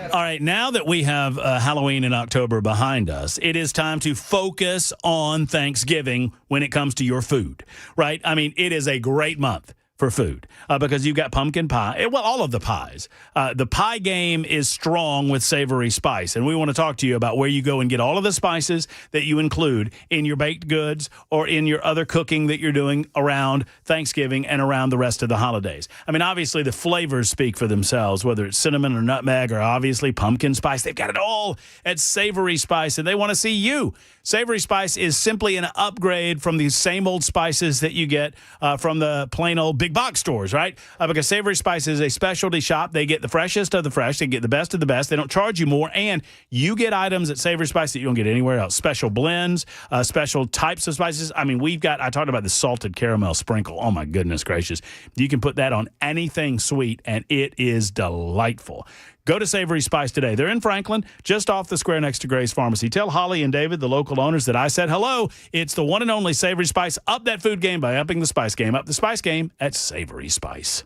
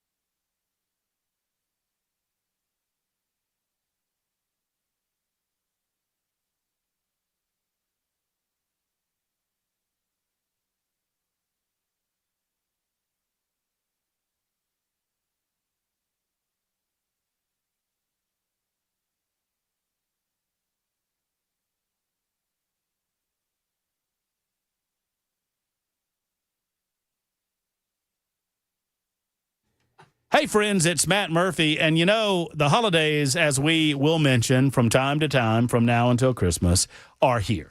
And if you are looking for the home run gift, guys, if you're looking for the home run gift, I'm looking at you, Rick, the home run gift for the loved one in your life, you need to look no further than Genesis Diamonds. They are the go-to shop for all things sparkly in Nashville, Tennessee. From beautiful 1 carats to 3 carats to 5 carats to 10. They have up to 20 carats right there in the showroom floor. I mean, you walk in, and let me tell you, it is overwhelming because I don't know anything about buying diamonds, but don't worry. 1, they're not on commission, so they're not there to, quote unquote, sell you something. Number 2, they will feed you baby birds, right? They'll offer you a beverage. You want a glass of wine? You want a cold beer? You want an iced tea? They'll give you something to drink. You'll walk around the store. They'll show you what to see. Case after case of dazzling jewelry, rings, earrings, bands, bracelets, colored gemstone jewelry, luxury pre-owned Rolex watches for guys and gals. It's all there at Genesis Diamonds at the best possible price because they've cut out the middleman and they're local to our community. You'll never be treated like a number at Genesis. They are my jeweler. I want them to be yours. 2 locations, Green Hills and Cool Springs. Tell them Matt Murphy sent you to Genesis Diamonds.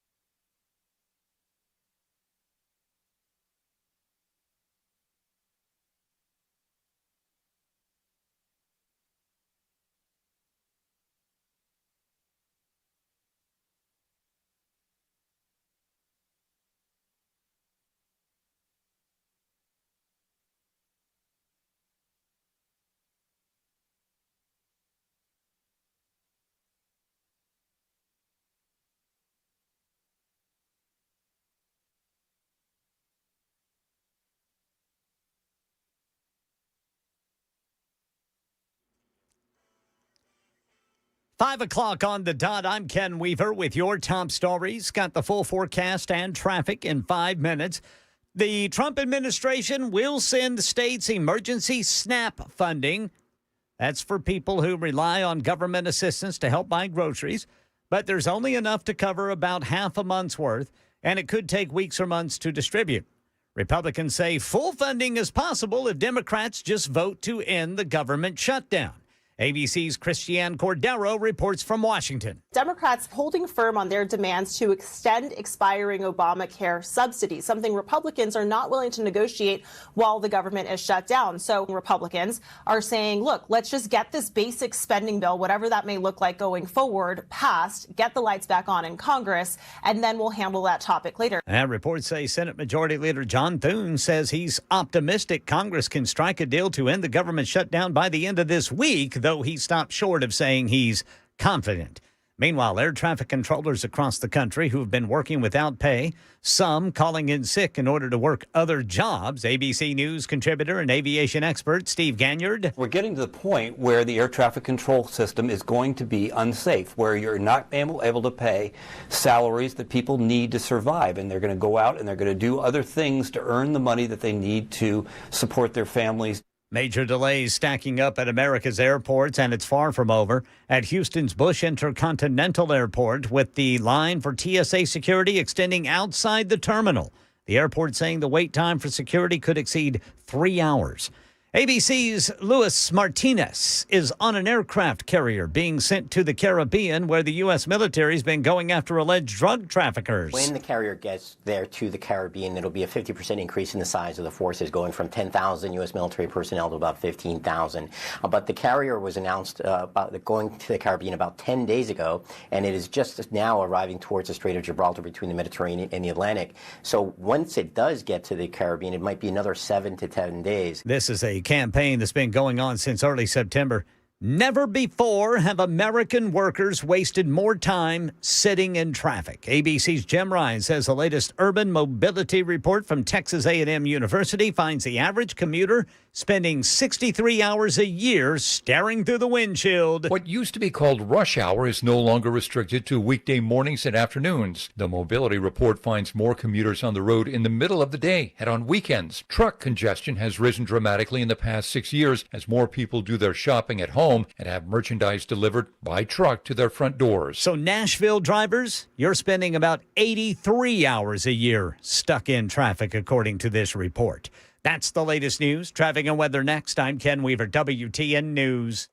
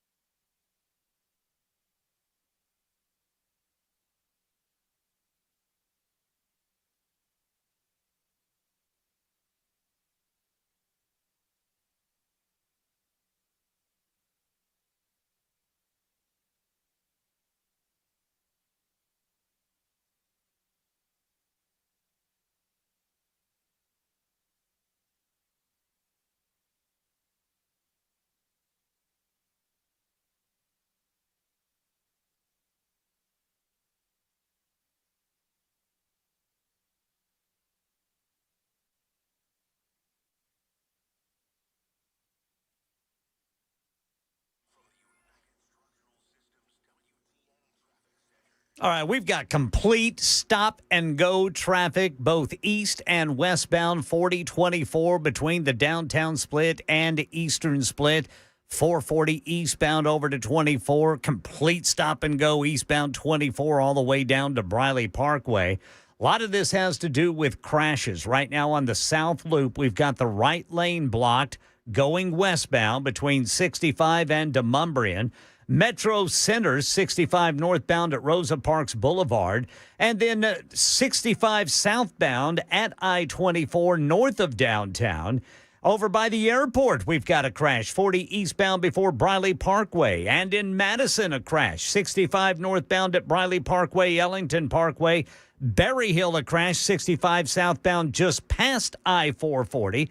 In Smyrna, a crash now, 24 westbound past Sam Ridley Parkway. I'm Ken Weaver.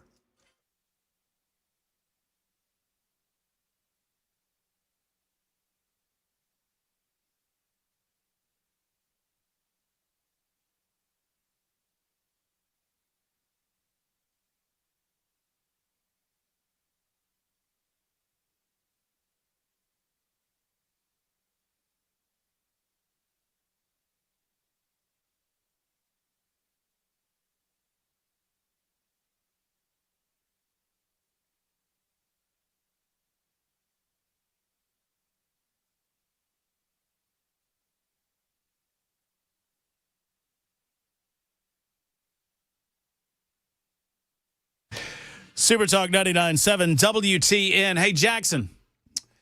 Yeah. How you doing, buddy? You As feeling good all as right? I can. You settling back into the work week? No. No? A part of your heart has been torn asunder, I fear. You know what will make you feel better? Basketball season starts tonight. Well, that's true. But you know what else will make you feel better? Gift giving. And I just saw a gift giving opportunity from you to me, buddy. It is the 2025 Whiskey Advent Calendar. Are you familiar with an Advent calendar, Jackson? You know what that is? Yes. You start on December 1, you open the little doors all the way to Christmas, and a lot of times you get a little prize out of these things. You know, a little gift out of the Advent. A lot of times it's chocolate or something like that. This is little bottles of liquor in every little door. And I think this is a perfect gift for you to give to me. No, it seems like the perfect thing to do while you're watching the Vols. Jackson, I think that'd be a great gift for the guests that come on the show. I agree. Well, okay, we'll hop to it there, Bunny Rabbit. Let's go. And no, we don't need any. We don't need any nuts out of the peanut gallery. Jason Gillum's with us. He is advocating for a dam in Columbia, Tennessee. ColumbiaDamNow.com is the website if you want to find out more about their advocacy. Now, obviously, there are people that are for this, people that are non-committal, people just learning about it, and people that are against it. And I think we've got one of those that is against it on the line. And in the spirit of getting back to your telephone calls, we've extended this segment. We had Jason on, started him up just after 4 o'clock, and we had him on for the better part of an hour, but there's so much interest in it, we decided to extend one more segment on this topic. And Delk, I believe, is next up with a thought on the dam. Hello, Delk. Welcome in. Hey, Matt. How you doing, man? I'm doing great. Thanks for calling. Well, I'm glad to call. Listen, I'm a lawyer. I was a delegate to Jimmy Carter's convention in 1976. My family owned the newspaper down here. I have had a front row seat to this thing since 1976. The thing is, it's just not possible for it to happen. I had Jason on my radio show, WKON, last week, and he can't answer the tough questions, and you haven't asked him any tough questions. For one thing, he says that Sierra Club sued and a federal judge stopped it. Well, the Sierra Club is on the ground in Columbia right now with their lawyers. They stopped it then, they'll stop it again. If anything, federal law has become more stringent since 1980 when all this was halted. That's the simple reason why it'll never work. It's just not possible. But what Jason is doing is getting people all fired up over something that will never happen. And that's what happened in the last What tough years. questions have I not answered? You have answered. Why won't the federal judge do it again? Because it's 55 years later, Delk, and as I've told you, it's a different administration, it's a different time, it's a different need. In 1973, Matt, when this dam was first constructed, recreation was the number one reason it was built. answer the question. If the Sierra Club is here now, why are they not going to sue and stop Well, it? Delk, I don't know anything about it, but hold on, Delk, hold on, Delk. Jason, answer the question. Hey, Delk, calm down. Jason, you are wasting Delk, you're talking to Matt. Delk, you're talking to Matt Murphy right now. Delk, if you don't shut up and listen, you're going to be talking to nobody. Okay, just be quiet for a second. I know you liberals like to talk over folk. Matt, I am a conservative Trump supporter. Garbage. You said you were a Carter administration guy? I was a Democrat back then. Okay. Just like Ronald Reagan, So I left the party. You've left me. You've woken up. I'm glad to hear that. So how do you overcome environmental concerns, Delk? It would take an act of Congress. Well, then let's get an act of Congress going. Okay, sure. So let me ask you this, and I'm just trying to figure it out. I'm not against you. I'm just trying to figure it out. Delk, let's forget the environmentalists for a second. Okay? Just for a second. Yep. Pretend, and I know that they do, pretend they don't exist. No, just listen. Just listen to the question. Okay. Forget the environmentalist. Are you in favor of the project? No. Okay, now tell me why. Because it's not possible. No. No. You're saying it's not possible. Forget the environmentalists. Pretend they don't exist. Well, federal law doesn't allow it, Matt. Why doesn't federal law allow it? For the same reason the judge ruled no years ago. Okay, I told you to forget about the environmentalist, and you just went back to it. So I'm asking you, if the environmental programs and policies and lawsuits didn't exist, Delk, they don't exist, for the sake of this hypothetical, are you in favor of the project? No, because it's just not possible. No. Tell me why. Don't tell me it's not possible. Tell me why you're not in favor. It was 98% built at the time so the construction is possible, correct? No, it's not possible. What you're saying that the construction never happened in the 1970s, Delk? You're denying that ever happened? No, but the federal court stopped it. I'm asking you, Delk. Can you understand what I'm asking you? I think, but you're not understanding what I'm saying. No, I'm understanding. You're saying the environmentalist will stop it. Isn't that what you're saying? No, I'm telling you that the federal law prohibits it, and that's why the environmental. What federal law prohibits it? There are all sorts of them. Man. No, tell me just tell me one federal law that prohibits it. You brought it up. Tell me what you're talking about. You're a lawyer. Tell me. It's a national scenic river. It has the longest flowing river. Just tell me what federal law you're referencing. I don't have it in front of me, but why did the court rule against it back then? Okay, so you're saying that you believe that there's some federal law that's against it. You don't really know what it is. I know that the federal government, the federal law prohibited it 40 years ago, and there's no reason to think they won't do it now. Okay, there's no reason to think that with Donald Trump as the president of the United States. No, he doesn't even have the power. It would take an act of Congress. And you don't believe that Donald Trump could convince the Congress of the United States of America to do that very act? No, like he can't convince the Congress to reopen government. It's not up to if you were a real Republican like you claim to be, you would know that it's not up to the damn Republicans to reopen the government when the Democrats are the ones that are keeping it closed, Delk. Okay, a bad analogy. Yeah, it was. So you don't know the law you just referenced, but you referenced it. I can't do it off the top of my head. I'm just asking you to explain to me what environmental law that you keep referencing that would prevent the project from happening.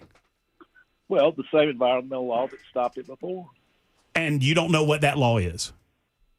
I've got that information, but I don't have it with me. I mean, you're the one that brought it up, Delk. You keep referencing it, but you can't tell me. I mean, what was it about? Federal law is a federal judge has already ruled that. Right. When was that? 34, 40 years ago. Okay. Delk, I would encourage you. I mean, you wanted to get on the show, and you don't seem to have a lot of information to back up what you're claiming. Well, because Jason gave you the information, they sued for it, and the federal judge stopped it. But once again, if we overcame the federal objection based on the environmentalists, you would be in favor of this? No, it's the longest free-flowing river in North America. Trust me, I'm a man. So you're against it besides all this. Do you live near this lake or where this lake would be? It's less than a mile where I. So it would affect your property? Property values are so high down here already. No, Delk. I'm asking, would it affect your property if the lake happened? No. You're saying no? Are you telling me the truth, Delk? It doesn't touch. The lake wouldn't touch my property. So you're saying it wouldn't overtake anything on your property or affect your property in any way? Correct. Okay. All right. Talk to me about any other. I want to make sure that you get all of your objections on the table. Well, it's not possible. What happened before is this community wasted 50 years on a water supply issue that they didn't win. What is the solution to the what is the solution? Okay, it's not. You keep saying that it's not possible. That's your only objection to the dam. Okay, fine. That's fair enough. Fair enough. It gets people all worked up about doing it when we ought to be turning our attention to the possible. And what is possible, Delk? There are 2 or 3 things. Back in the 90s, they're working on right now. We've got a flow problem. Our output is about 8 river miles above the input, and so in between those two, federal law and state law provides that the water level can only go down to a certain level. So the other thing, and this is in the works right now, so they want to put an intake below the outtake, and that way a lot more water could be removed from the river. The original from the Duck River. Yes. Okay. So the solution is to suck more. I mean, with all of the.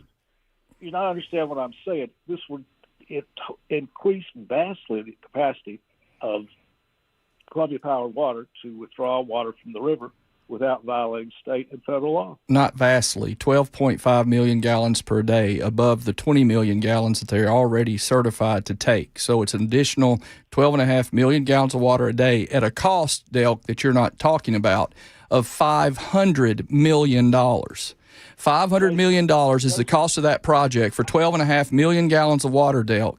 People in Murray County can't afford it. Jason, this project is underway right now. It's not underway, Delk. It's not funded yet.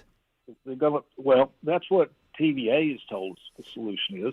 Also, TVA allowed another 6 feet to be put on the Normandy Dam from the very beginning. You're talking about TDEC with you're talking about TDEC with the Williamsport intake. TVA has to do with the Normandy Dam, and they are looking at that, and that needs to be done. Regardless of anything else, Normandy has to be raised.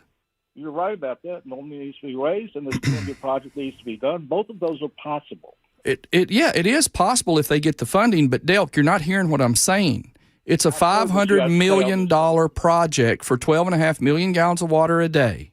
They get a water treatment facility out of that too, but Delk, Jason, you're getting this community support stirred up for nothing because it can't happen. That's not true, Delk. I don't know what you mean when you say nothing can't happen. I just don't. This idea of it's not going to happen. That just. I mean, with that attitude, I mean. But see, I've been in this fight for 50 years. You've been against were you against the dam to begin with? No, my dad, as published in the Daily Herald, was its biggest supporter. Yeah. And you stopped supporting it when you gave up on your dreams? No. But Matt Murphy, I'm going to quit listening to you. That was a Delk. I wasn't trying to be insulting. That's a legit. You said you supported it, but now you don't. And the only reason you've given for not supporting it is you say it's not possible. How is that not giving? How is that not giving up on the dream of the dam? That is exactly what you're doing. You won't answer, Matt. The answer is that me and my dad worked on it for 40 years and could not get it done. And this whole community supported it. Our congressional delegation supported it. Everybody supported it. At the end of the day, a federal judge ruled against it, and that law hadn't changed. Well, Delk, listen, I appreciate you, and I've told you I respect you, but listen, your math is off a little bit. In 1999, the dam was torn out. So there wasn't any 40-year effort for this dam. After it was torn out in 99, it sat there quiet. Nobody said anything about it until we brought it back up recently because of our need for water. An effort went on for another 10 years to dam Fountain Creek, which is just a part of the Columbia Dam project. And like I said, it would take an act of Congress. And that's exactly what we're working on. Well, you keep saying two different things. You say that a judge ruled based on a judge's interpretation of the law versus there's a law against it. Those are two different things, as you know, as an attorney, right? A judge's ruling can be overturned by another judge. Can it? No. Can't it?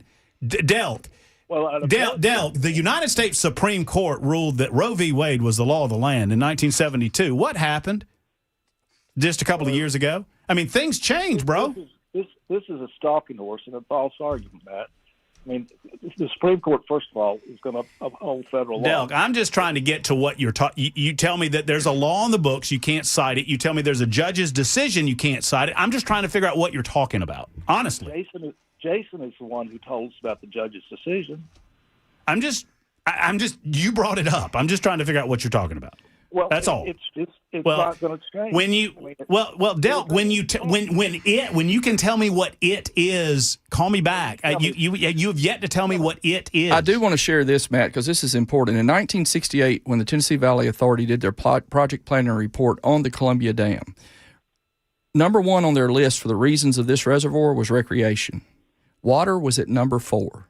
I promise you, I guarantee you, I'll bet my farm on it, when they do this feasibility study now, water will be absolutely number 1. We're at a different time, a different need, with a different administration, and it can absolutely happen. Regardless of whatever took place 50 years ago, this dam absolutely can happen. And I thought the whole thing was stopped, Delk, because of the snail darter. There's never been a snail darter in Duck River, ever. Telco's where the snail darter is. Okay, well then, so it wasn't the snail darter that stopped it? Well, there are mussels in there. They're environmentally protected. Jason says, that's only going to be 4 or 5 miles of the river. You can't, or maybe I didn't say 4 or 5 miles of the river, Delk. I said it's going to be this little bit. It's not the length of the dam. It's the free-flowing river and the environment. And there'll be 234 miles of free-flowing river below the dam. It doesn't work that way, Jason. Okay, well, what about Normandy that's at the headwaters of the Duck River right now? So does that mitigate the free-flowing river for the rest of the way? It's already built and it's grandfathered in. So the river's not a free-flowing river? Yes, it is for almost 300 miles. Whoa, wait a minute. How is it free-flowing if there's a dam in Normandy? That's up toward between the dam and the Tennessee River, there's 300 miles of free-flowing river. And below the Columbia Dam and to the Tennessee River, there'll be 234 miles of free-flowing river. The Columbia Dam is just an old, decrepit dam. The water flows over it. I'm not talking about the Lowhead Dam. I'm talking about the dam we're going to be rebuilt. Good luck. Well, we're working. I wasted communities. Delk, thank you. Well, I mean, Delk, and I appreciate your time. Well, thank you, Matt. But this is raising expectations in a community that's running out of water. And we don't have a solution. Yes, we do, and it's not a dam. What is it? The pipeline? The pipeline and raising Normandy about 6 feet. Okay. All right, fair enough. I guess those are the two opposing factions. Thank you, Delk, for the call. When you figure out the lawsuit or the judge's order or the law, please. I mean, I'm not being smart. I don't know what you're talking about. So please let me know. And Matt, I want to be really clear. The pipeline would bring water to the area, but it's not affordable. They've already shelved a $2 billion pipeline project because it was too expensive. The next option is a Tennessee pipeline that's going to be double of what the Cumberland pipeline cost.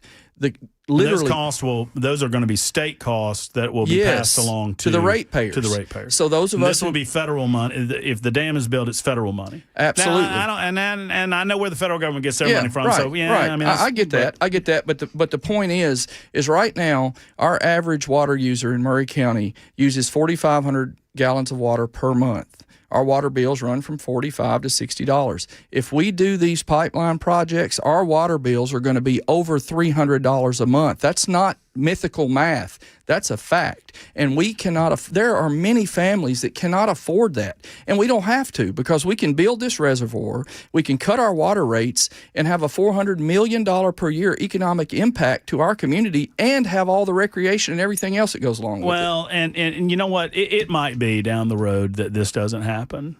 It might be that. But Delk's call, and Delk, I appreciate your call, and I appreciate the opposition, all of that, but Delk's call reminds me, and I forget who originally said this, that if you believe you can do something, or you believe you can't do something, you're right. Exactly, 100%. If you believe you can do something, and you believe you can't do something, you're right. That's exactly right. And so, Delk, if you keep convincing the community that it's not possible to convince the federal government to move forward with this project, then you probably are right. But if enough of the community gets behind it, then the possibility opens up that you might accomplish it. You might not. I mean, you might not, but you do not succeed in anything that you do not effort I have to said from achieve. day one that if this feasibility study comes back and it says that this dam is not possible, then I will say, hey, we gave it our best effort. We tried. We want to try to give people affordable water. We want to have the recreation and everything that goes with it. But if it can't happen, it can't happen. But I would be remiss if I didn't put every ounce of effort I had into making this happen. Jason, always a great conversation. Delk, I sincerely mean it. I hope you're still listening. I appreciate the back and forth. Please get me the law or the lawsuit that you're referencing, and I'll do whatever dead level research I can and come back on. You come back on too. Okay, thank you. I appreciate you. There's Jason Gillum. That's what we'll do on the Dam Talk for today. We could do the entire show on it. It's 26 after the hour on Super Talk 99.7 WTN.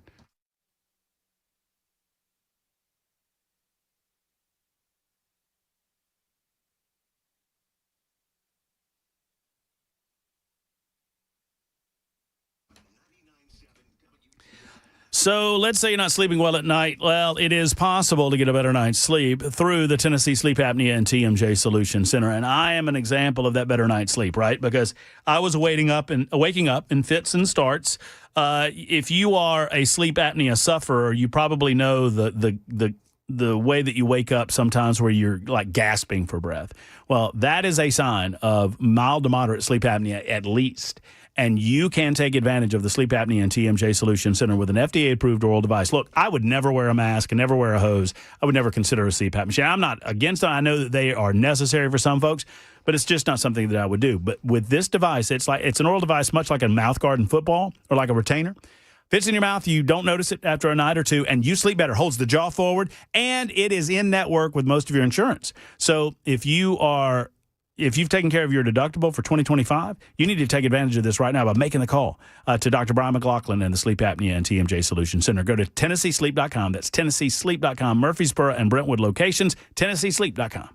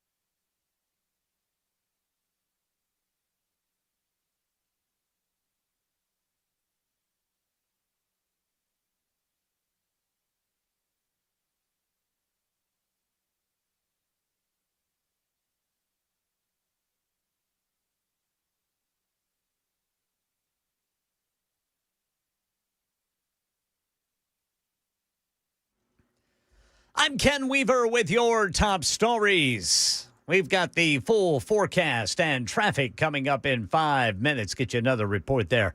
Lawmakers are not in active negotiation to reopen the government. Democrats say they want to talk to Republicans about extending tax credits for the Affordable Care Act that are set to expire. Republicans say they're willing to negotiate lower health care costs, but not while Democrats refuse to pass that temporary funding bill to end the shutdown. And lowering costs not just for Americans on Obamacare, but also for seniors, vulnerable Americans, and the majority of Americans who get their health care through their employers. That is Senate Majority Leader John Thune. Meanwhile, the Trump administration says it will use what is left in the SNAP contingency fund to the tune of $4.6 billion, which is about half of what is actually required to fund the program to get people their benefits. However, it could take weeks, if not months, to release those funds because of different state rules. Hurry up and wait. That's the takeaway from the latest comprehensive study on traffic congestion. Here's ABC's Jim Ryan. With return to the office orders taking hold at more and more companies, the lull in traffic congestion that came with the pandemic is fading into history. The Texas A&M Transportation Institute's latest urban mobility report finds Americans losing 63 hours per year to traffic jams, a 16% increase since 2019, and it's costing us $269 billion a year in lost productivity. Nashville drivers are spending about 83 hours a year stuck in traffic, according to this report. And three-time Oscar nominee Diane Ladd has died at the age of 89. She earned one of her 3 Oscar nominations, co-starring with daughter Laura Dern in Wild at Heart. Before that, she was in this one, and this is it from David Lynch. Honey, I gotta leave right now and get on their trail. No, don't go anywhere. I'm coming in on Piedmont tomorrow on a 7 o'clock flight. Ladd's death announced today by her daughter, actress Laura Dern, who in a statement said, "My amazing hero and my profound gift of a mother passed away with me beside her this morning at her home in California." That's the latest news. Traffic and weather next. I'm Ken Weaver, WTN News.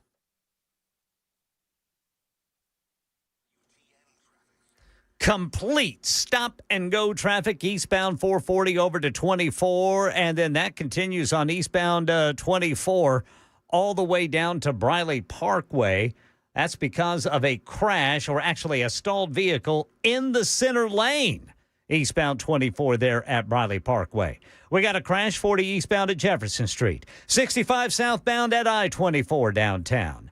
Then 65 northbound at Briley Parkway, Ellington Parkway. 65 southbound just past I-440. And then in Smyrna, 24 westbound past Sam Ridley Parkway. I'm Ken Weaver.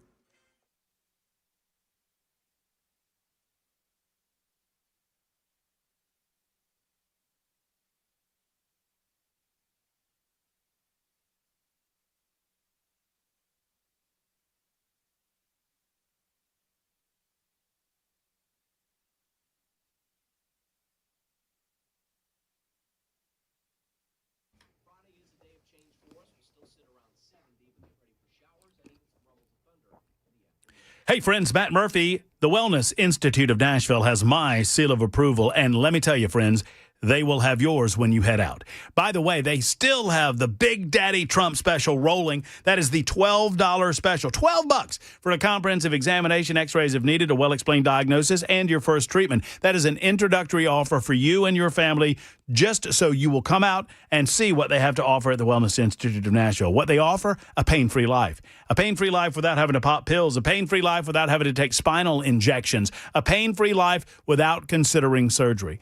Isn't that a wonderful option? I think it is. I know I've experienced it, and you can too. I had lower back pain, debilitating lower back pain, and now I do not feel it. Thank you to the Wellness Institute of Nashville. Dr. Mitchell and Dr. Ashley, they're my doctors, and I want them to be yours. Go to painisbad.com. That's painisbad.com, or call today and schedule that appointment. 615-246-5009, 246-5009 for the Wellness Institute of Nashville.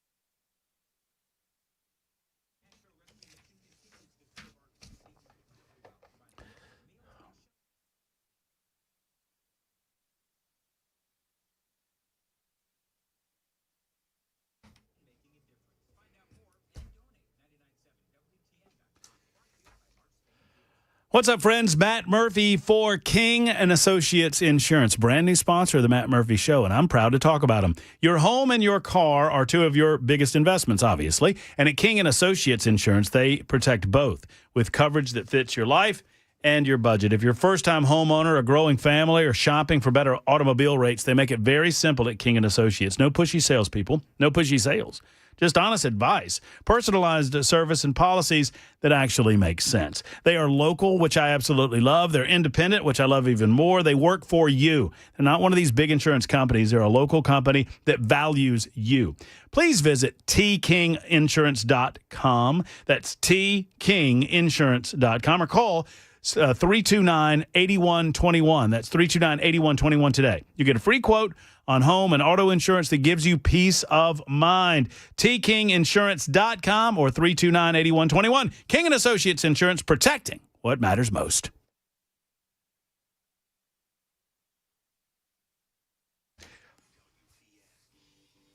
All right, enough damn talk. I've had enough of this damn conversation. I've had enough of these damn callers. I've had enough of these damn guests. And I'm not going to take it anymore. Now, I will tell you, Ken Weaver. Yes, sir. And you, Jackson Williams, that I think we have the best damn talk show here in the state of Tennessee. Oh, yes, sir. All damn all the time. I feel like we've learned a lot of damn information. That we've heard a lot of damn opinion. We've taken a lot of damn calls. And now it's time to move on. Well, damn. Thank you for your attention to this damn matter.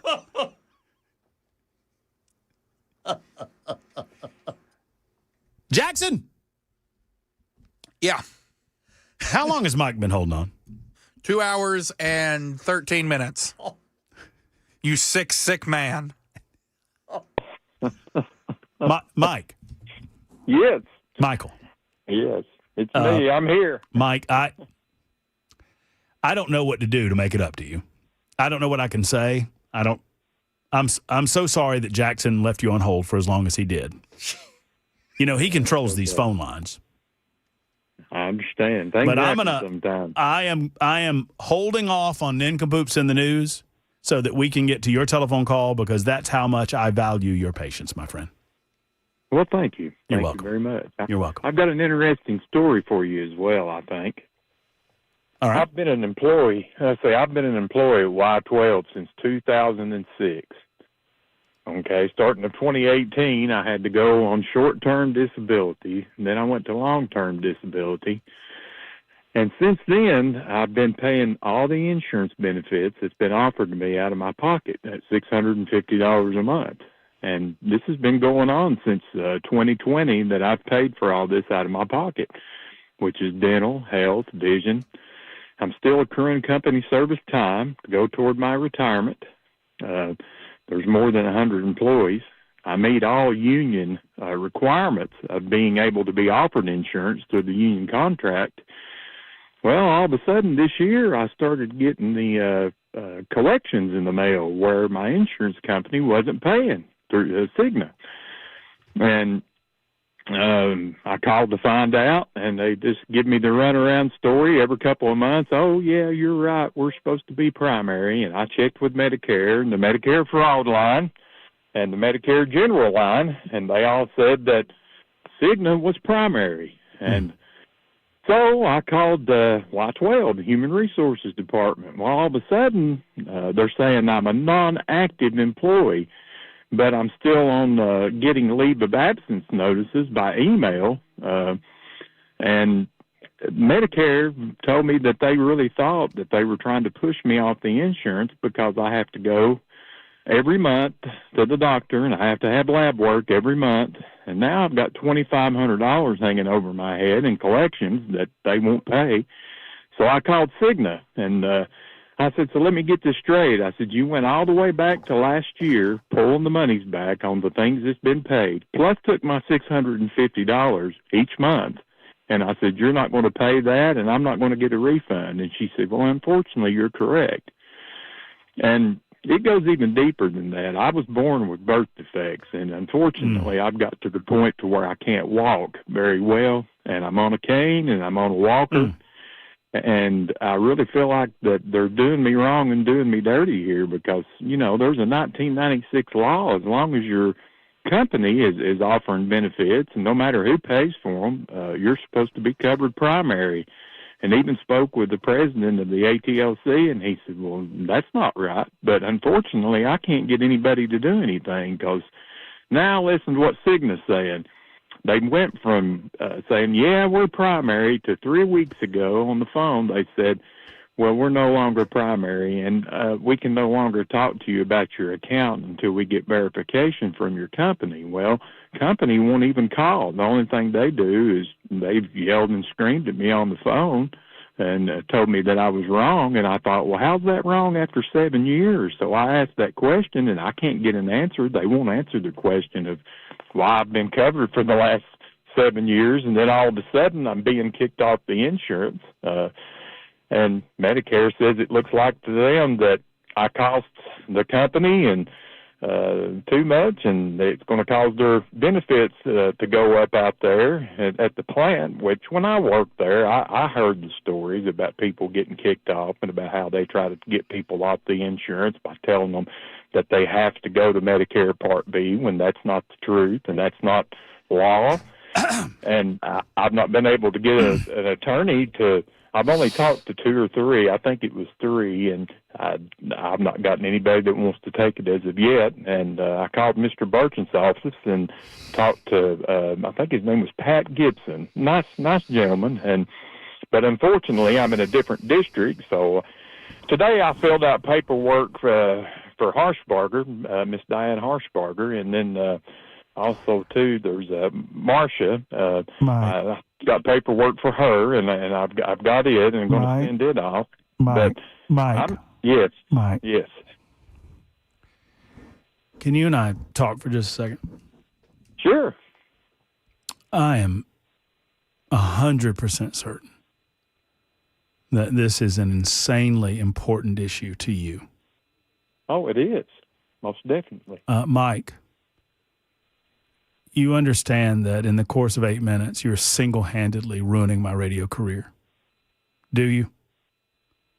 No, I'm sorry. I didn't mean to do that. I sincerely doubt that outside of Ken Weaver and Jackson Williams and you and me, and I'm not trying to disrespect your situation when I tell you that I sincerely doubt that there's a single person that's still listening to this radio show. That's bad. Tell me, Mike, how any of no, I'm being serious, and I love you to death. God bless you. And it sounds like you're going through a lot. Tell me how this is applicable to anyone listening right now. Well, I was just told that I could reach out to you and that you would take it serious and you would help with a helping hand if at all possible. Well, how can Mike tell me how I can help you, please? Well, I don't know. I don't know. I don't either, Mike. I'm just, but I'm asking you to tell me what I can do. Well, maybe with your connections, you might know somebody that can help me because nobody seems to care, and I don't understand why that a company thinks after as many years as I've been covered that they can do something like this and just get away with it. It's not right. It's not lawful, and I just reached out to you for some help. And you can't find an attorney that'll take this case? I've just started in the last week, and this week I've talked to 2. And I'm fixing to call another one tomorrow, but the 2 that I did talk to said there was nothing that they could do. One was in Chattanooga, and one was in one I can't even get to call back up in Greenville, Tennessee. So after she talked to me and assured me that she would call me back, and she never did. Would you do me a favor? Because we're in the business of mass communicating, and this seems like such a particular issue with so many nuances, and I don't want to be dismissive of it, Mike. I don't. I mean, I'm being a little tongue in cheek when I say, but it's just such a detailed thing that you're kind of losing the audience. You know what I mean? Okay, understand. so that's And fair. I'm sorry, So that's fair. No, that's fair. So would you mind? Are you internet active over there? Yes, Would you mind emailing all of this to me? I sure will. And if do you, you have- you have my word, Mike, my word that I will get back to you, and that if I have any ability to find an attorney that can focus in on this, I will help you in any way that I can. Okay. Can I get the email address from Jackson? Would that be okay? Oh, yeah, 100%. Jackson is happy to do that for you. So I'm going to put you on hold. Mike, thank you for your patience. Thank you for doing that. I'm not trying to be dismissive of your situation, but I mean, it's a lot. Jackson, we're gonna do the thing in the other side. Would you hit the nincompoops thing, please? Thank you. Nincompoops in the news. It is time for Nincompoops in the News, your opportunity to look around the state of Tennessee, the United States of America, the globe, and find these nincompoops. We do it for you, and you get to vote on said nincompoops. There's Ken Weaver. He's got a nincompoop. Matt Murphy, I've got a nincompoop. Jackson Williams, he is or has a nincompoop. And we're going to deliver them for you right now. Gentlemen. Yes, sir. It is Monday. You know what that means? Matt doesn't remember who won on Friday. Correct. Let's give it to Ken Weaver. Ken Weaver, you got the big win on Saturday night in Knoxville, and you got the big win on Nincompoops in the News on Friday. What is your nincompoop, sir? Oh, Yeah. This here's out of West Texas. All right. Man tries to run from, quote, drug-sniffing horse after missing a Texas police officer's joke. A foot traffic stop by the Lubbock Police Department's Mounted Patrol Unit has gained national attention after body camera footage showed a suspect bolting when an officer made a joke about his horse. It happened on September 22nd when Officer Bryson Lewis and Officer William Trotter, get that, he's a cop on a horse and his last name is Trotter, stopped a man walking in the road rather than using the sidewalk. Body cam footage shows the situation take a turn when officers suspected the man might have illegal drugs. Would you mind if this officer behind you checks your pockets to make sure you don't have any narcotics or anything like that? One of the officers can be heard asking. Mm-hmm. When the man apparently responded negatively, the officer decided to break the tension with a little humor. That's cool. I have a narcotic-sniffing horse right here. Oh. Video then shows the man apparently missing the joke and running away. The officers on horseback pursued him and quickly took him into custody. I was going to make a joke because it seemed like it was going to break some tension, you know? It seemed like it was kind of stiff for a second there. Mm-hmm. We are cops first. We enjoy this job. Chasing bad guys is part of the fun in it for us. So when you get to chase down a bad guy on a horse and not even get tired, it's a good day, Officer Lewis said. A little horse play. So apparently horses can't smell drugs. That's what they say. I don't know. I don't know that I trust them. That's funny what happens whenever somebody's got illegal drugs on them.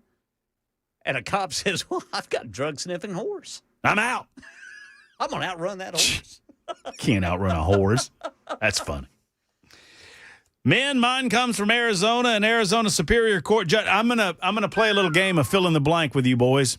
All right. An Arizona Superior Court judge has resigned after allegedly being caught blanking in public just steps from the courthouse where she served. Goodness. Prescott police responded around 1:30 in the morning, October 4th, after witnesses reported watching the woman blank near Montezuma and Gurley Street. Anybody want to guess what she was doing?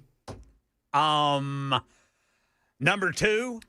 No, just number 1, Ken. Come on now. Oh. She was reportedly caught urinating in public right next to her courthouse. You would think she would have keys.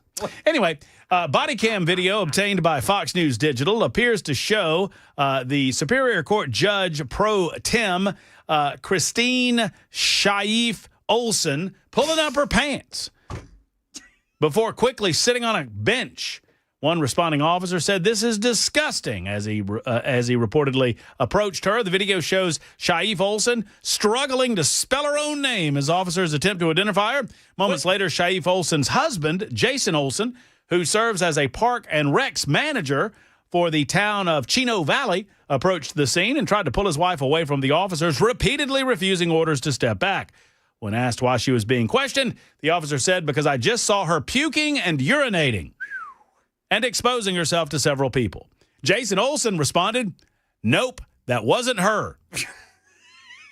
Olson continued to resist commands and continued to say, "Nope, that wasn't her," as the officer said, "Get your bleep on the bleeping ground, dude." "I'm not doing anything," Jason Olson said. 515, we're fighting. The officer can be heard saying, as several other officers worked to restrain and handcuff Jason Olson, Shaif Olson was cited for urinating or defecating in public. See, who would have known that? Y'all just learned something new on Nincompoops in the News.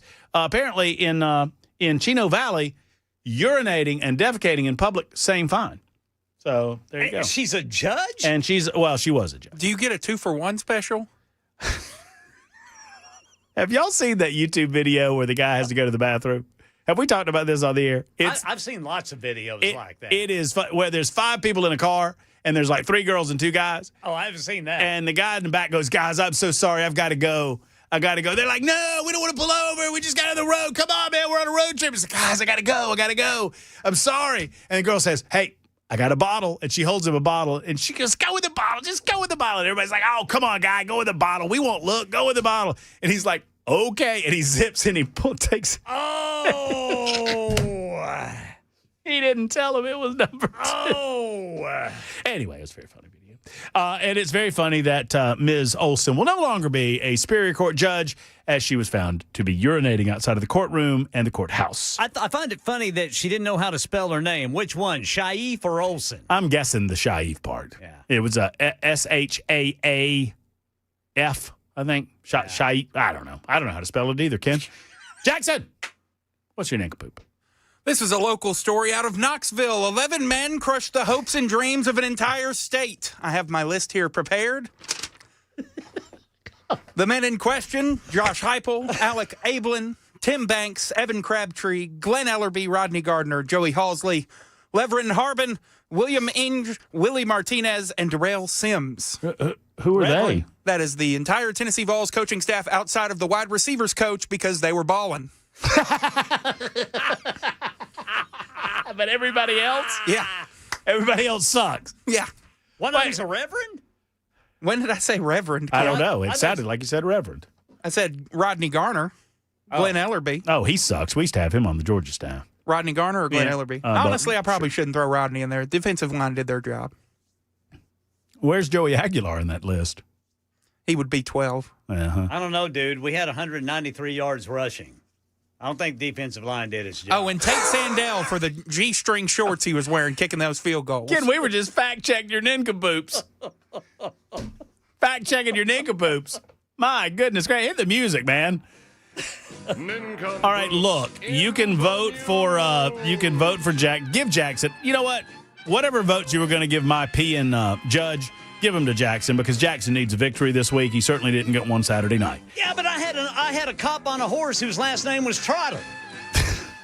It's true. So it's somewhere between Jackson and Weaver. That's all I can tell you. Super Talk 99.7 WTN back after this.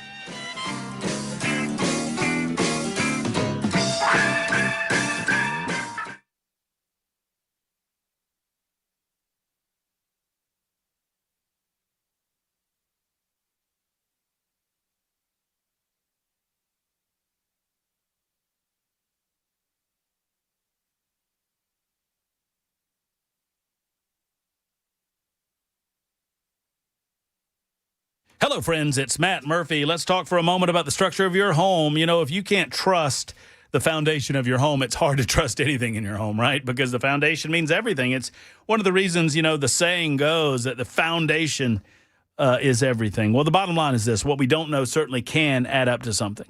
And friends, if you don't know whether your foundation is good or not, but you've noticed a few signs, let's find out together through USS. You know, USS could tell you, hey, you've got natural settling going on. You've got natural foundation going on, because the foundation is going to naturally settle after the home is built.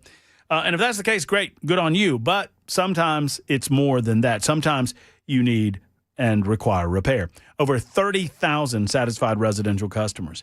Here's how they've made that happen. Since 1994, the USS has been a problem-solving organization when they come out to your house. They don't try to upsell you on anything. They just try to solve the problems that exist. So if you have foundation issues, or you believe you might, if you have waterproofing issues, or you believe you might, homeowners simply trust USS. Since 1994, they've been keeping homes stable and dry. USSTN.com. That's USSTN.com, or call 615-488-7855, 488-7855. Call today.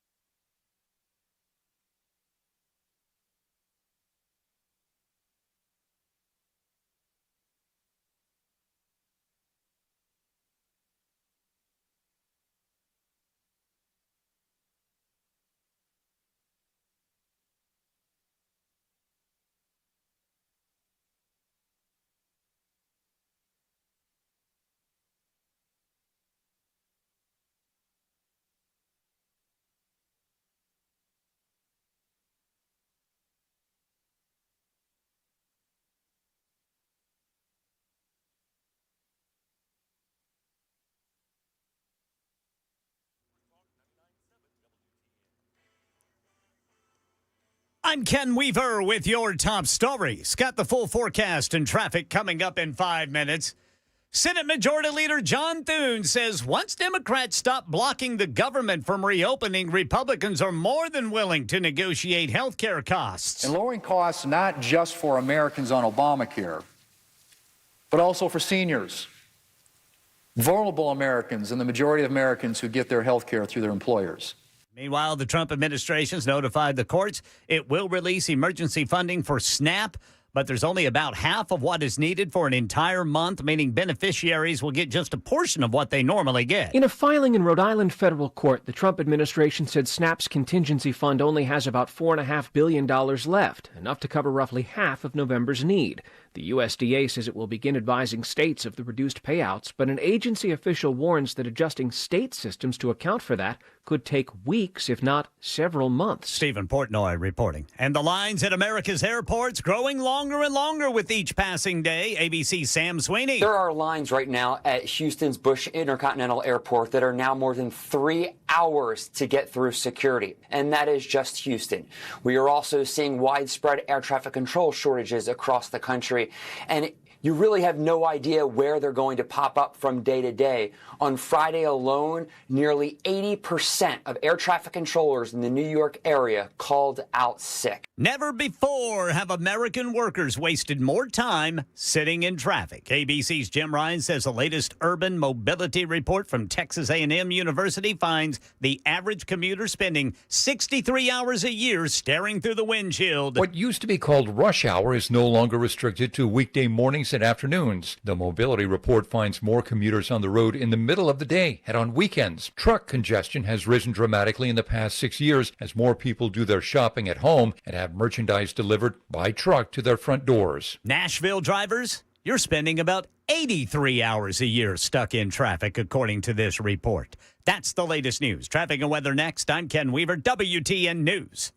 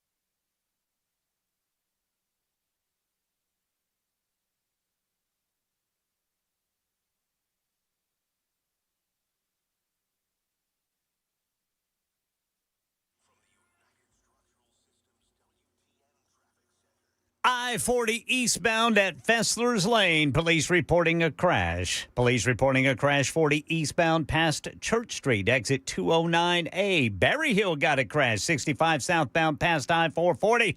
Madison, a crash off on the right shoulder. 65 northbound at Old Hickory Boulevard.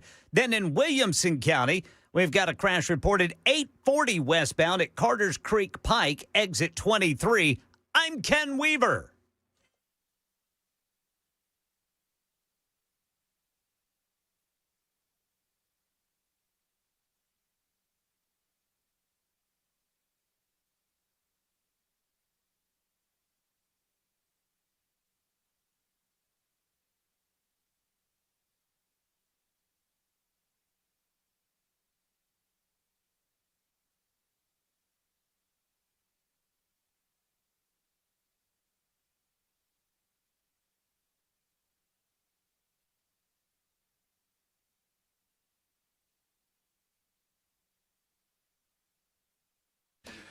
We have railroaded ourselves. We are off the rails officially on the Matt Murphy Radio Show on Super Talk 99.7 WTN, but that's okay. We've got an hour to get it back on.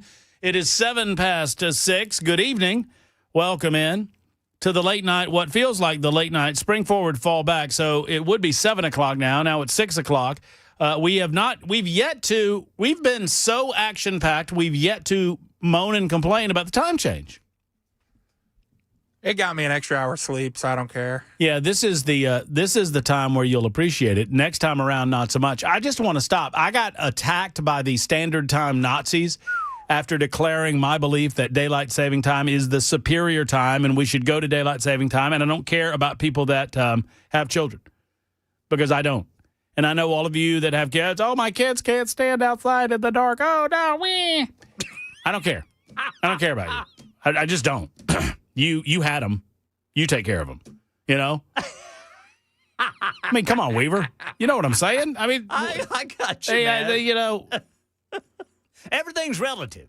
Look, if you want me to start saying nasty things about people with kids and calling them breeders, get me an environment, a crowded environment, and these folks have baby strollers, and they think they own the joint. Man, you do not own the joint just because you laid and did the horizontal mambo. You get out of my way. Pick the kid up, pack the stroller up, and let's go. Oh, they'll go 4 wide on the... Anyway. Also, why are we bringing our kids to SEC nighttime football games? Jackson, it's my understanding, Ken. Yes. I don't know if you had this in your environment at Neyland Stadium on Saturday night, but apparently Jackson Williams was teaching the youngsters new words. That's what Brother Jackson told me. That he was never. He was exposing the well, there are a lot of words like fiddlesticks, rat farts, phooey, dad gummit, consarn it, shucks. Hey, Jackson. Yeah. I thought of something, though. You get your kicker, who seems to miss field goals in pressure I forgot situations. Max Gilbert on my list. You get that youngster in some of those tight shorts like Ken's kicker was wearing. And he'll still hook it wide right. In the dark mode. Woo, those would look good. Those would look fine. Anyway. Enough about the foosball. We've got other things to get to. Boucher. As promised, Donald Trump was on 60 Minutes last evening. I need a little video in this segment of the show. And it was an absolute train wreck of a joke. As sadly, the Norah O'Donnell did not seem to, well, let's just say. Good. Oh, wait. Hold on. Time out. I got to do a couple things. You also have to share your screen. I know. What? Oh, am I not sharing anymore? I guess not. Wait, hold up. Let me look on my end. Stand by. Yeah, I've got to get. I got to get my crap together. Donald Trump was on 60 Minutes. I got it now. Donald Trump was on 60 Minutes last evening, and Norah O'Donnell was the questioner. And Donald Trump is proud of the work that they've done in Washington, D.C. Norah O'Donnell doesn't appreciate it very much. She wanted to argue with Donald Trump at every turn, but this was one of my favorite moments. But we're cleaning up our cities. You know, I campaigned on crime, but I've done a much better job on crime than I thought. You know, the crime numbers are way down, even though we have a lot more people in our country that really shouldn't be here, and many of them are stone cold, hard criminals. When I look at D.C. now, you can walk down the middle of the street. You can have your daughter, who's 10 years old, meet you at the park. She's going to be okay. In she certain would have parts been of murdered. D.C. Well, I live almost, in D.C. Well, Certain parts you of tell DC. me, how big a difference is D.C. now compared to what it was a year ago? Right? I mean, you have to be honest with me. People in the White House, they walk up to me, young ladies I've never seen, sir, thank you very much. I know, they don't even have to tell me what they're thanking me for. But when I ask why, he said, one girl said, I'd get into Uber, and I felt dangerous even in Uber. They'd attack the car, okay? It wasn't even safe then. Sir, I now walk to work every day, and I'm so safe. There's nothing going to happen, 100% safe. And you know that too, Nora. I want to ask you about You live here, you know that too. I want to ask you about Do you see a difference? American Do you cities see a difference? in Washington, D.C. Yes. I think I've been working too hard. I haven't been out and about that much. Not a fair. Oh, wait. So now, it's a minute and 19 seconds. Donald Trump said crime's better in Washington, D.C. Norah O'Donnell said, no, it's not. I live here. And in a minute, he got her to admit that she didn't know what the hell she was talking about. I work too hard. Do you honestly think Norah O'Donnell knows if crime's down or not? In D.C., yes. I think I've been working too hard. I haven't been out and about that much. Oh, that's not a fair answer. You see a difference. I get in my car and go to work and I go home. You don't have to use that one. Don't worry.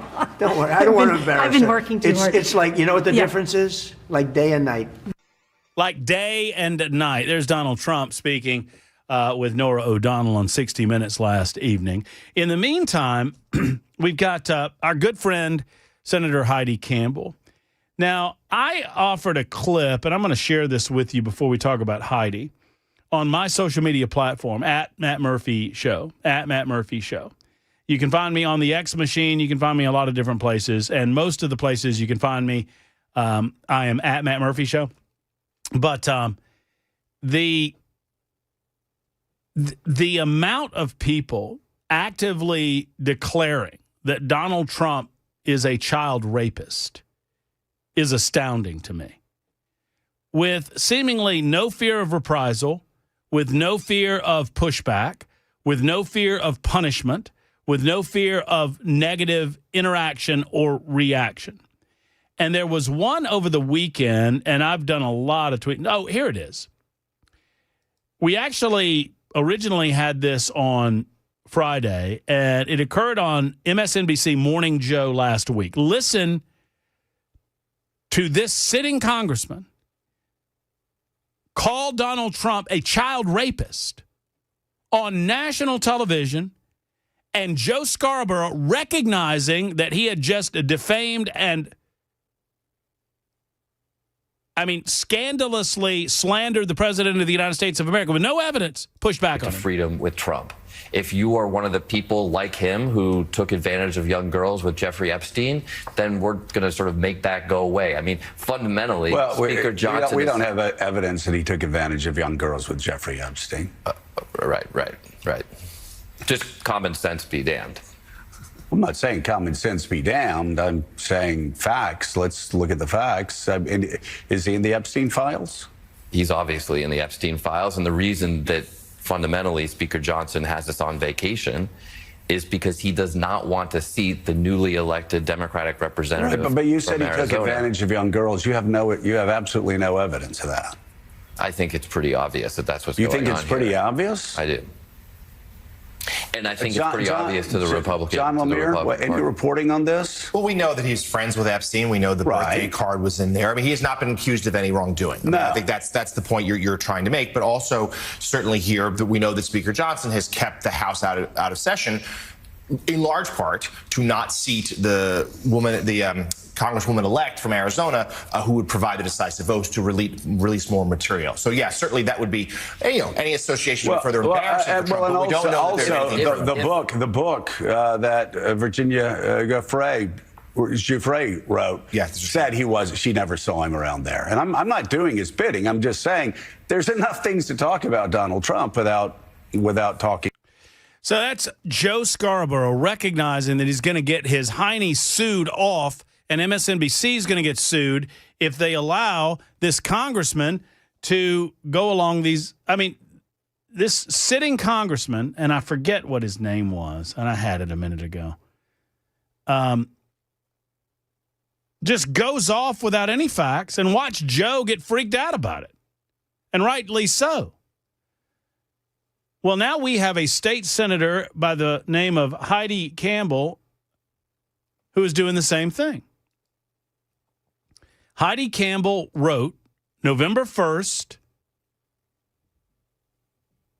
responding to Coach Tommy Tuberville, who is a United States senator. Tuberville had a piece on Sharia law. And you can see it up here. I just scrolled it to I scrolled over to it on my YouTube page. My X page. Coach Tommy Tuberville says, under Sharia law, women are sold, raped, trafficked, and abused. It's beyond disgusting, makes my blood boil. Sharia law has no place in our society. Okay. So that's Senator Tommy Tuberville responding to the issue of Sharia law, and rightly so noting that Under Sharia law, women are in fact sold and raped and trafficked and abused, and it is beyond disgusting. It makes his blood boil, and it has no place in our society. I agree with him wholeheartedly. Makes my blood boil, too. Senator Heidi Campbell's response, at Campbell for Tennessee, at Campbell for TN, I should say, is, yet you defend a president who raped teenage girls, trafficked by his best friend. Number one, there's no evidence that Donald Trump and Jeffrey Epstein were, quote, best friends. There's more evidence that Bill Clinton was best friends with Jeffrey Epstein than there are that Donald Trump was best friends with Jeffrey Epstein. Number two, there is obviously plenty of evidence that Donald Trump was aware of Jeffrey Epstein and had associations with him. As noted by Joe Scarborough in the tell-all book published posthumously and recently released by Virginia Giuffre, she indicated that she saw no wrongdoing on the part of Donald Trump, that she never saw Donald Trump in a compromising situation. She named names in plenty of other situations where she saw individuals of power in compromising situations, but said that she saw nothing from Donald Trump. Now, what that means? Well, it means that at least one individual who was a part of this, one individual who was trafficked, one individual who was sold, one individual who was abused, was around during that time. She originally worked for Donald Trump at Mar-a-Lago, and Jeffrey Epstein and what's her name, Ghislaine Maxwell, convinced her to leave Donald Trump's Mar-a-Lago and go to work for them. A decision that I'm certain she regrets. But we have a sitting senator accusing the President of the United States of America of child rape. A sitting senator in the state of Tennessee with zero evidence. None. Now, let me ask you, am I now allowed to just begin to make up crap about Heidi Campbell without any evidence and present it as truth? Would that be okay with Heidi? Is it permissible for me to assume things about Heidi Campbell? Like I say, in Virginia Giuffre's published memoir, she, at least based on her eyewitness account, exonerated Trump. No accusations against him. And I would like for Heidi Campbell to present the evidence that she personally has, that she obviously has. You just accused someone of being a rapist of children, man, with zero evidence.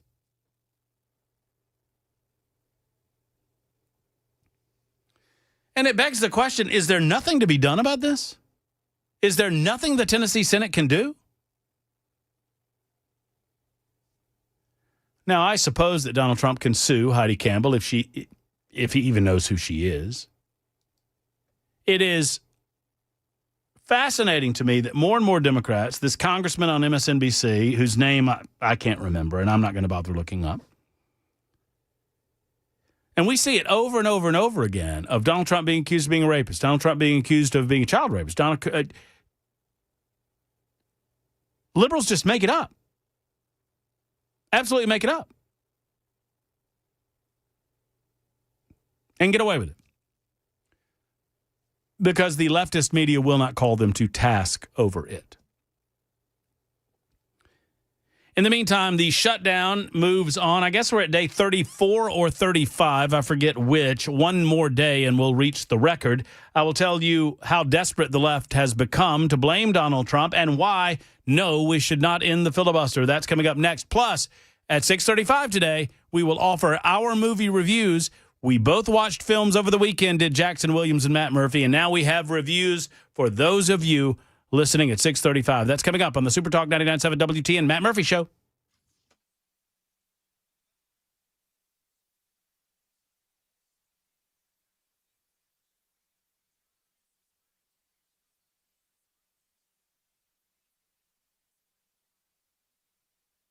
Hi, friends. Matt Murphy for Men of Valor. Men of Valor wants you to, well, we've got Veterans Day coming up, right? And we're thinking about those types of men of valor. There are another type of men of valor, and I'm talking about those that have turned their lives around with regard to how they were, what they were within society, and what they are now.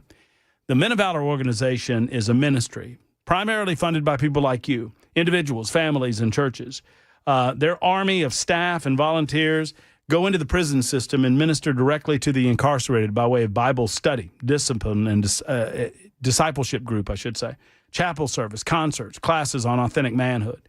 Men of Valor is helping lower the recidivism rate in the state of Tennessee, saving us money in the process. And I absolutely love this organization. They equip men with the tools and resources they need to succeed upon being released. And in other words, instead of turning individuals in the prison system into more hardened criminals, they turn their lives around. And I absolutely love it. Your support helps provide critical funding for Men of Valor and their Valor Ridge, a residential discipleship academy for the formerly incarcerated. Will you give as you can or volunteer as you can? Go to movministry.gov, org, movministry.org for more information about how you can assist. It's the wonderful organization that is Men of Valor. Once again, and I said it wrong. I got to correct myself because I did it wrong twice. It's movministry.com. It's movministry.com for the wonderful people of Men of Valor.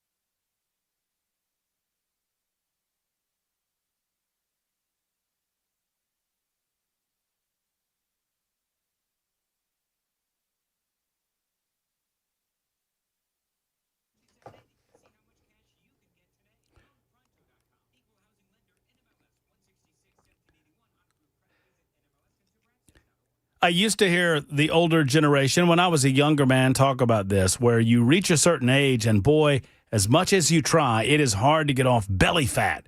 It's hard to get off, that chubby layer around your haunches, if you will. It is difficult to get off those last 10 or 15 or 20 pounds, even if you're exercising, even as you are eating more healthy. Well, I've got a solution for you, friends, and it's brand new technology from Contours LLC. I heard Dan Mandis talking about them. I heard Chad Benson talking about them, and I said, I'm going to see for myself. And I've done so. And over the last couple of weeks, I've done Contours LLC, the incredible medical-grade red light therapy, that technology that reduces body fat naturally. It uses the natural process to do so. And I have had excellent results. I had 2.5 inches gone on the first treatment. What about that?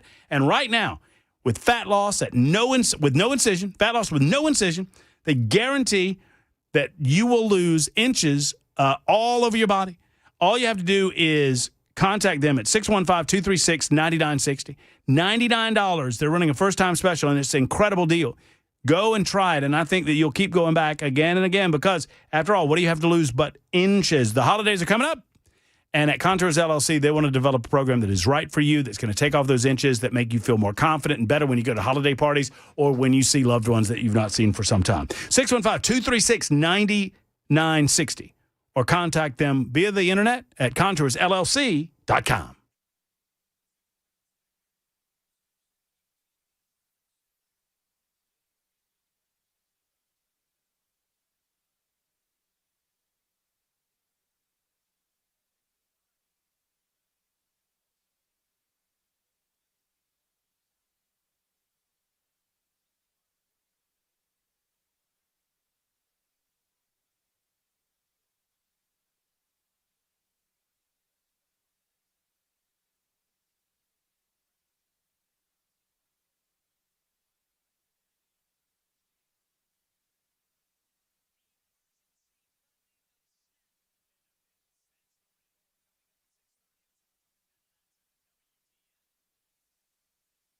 Super Talk 99.7 WTN, that is on the way in a couple of moments right now. We promised we'd share this with you. So the Nashville Predators made Saturday Night Live.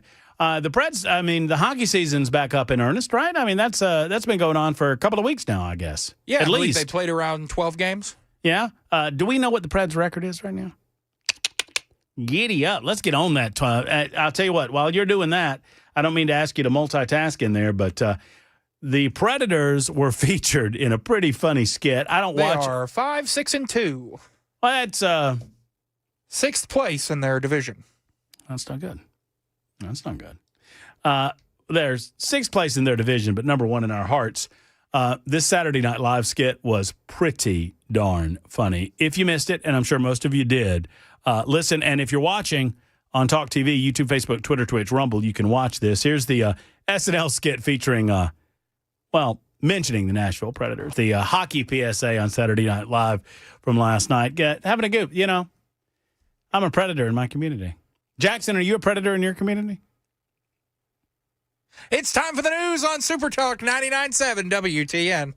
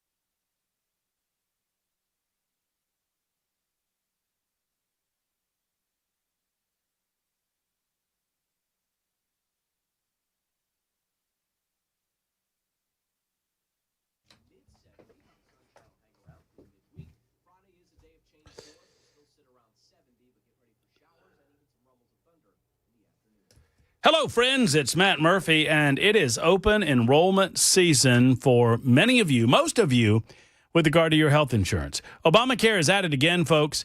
Premiums for 2026 are shooting up, sometimes and in some cases even tripling, with sky-high deductibles to match those insurance premiums.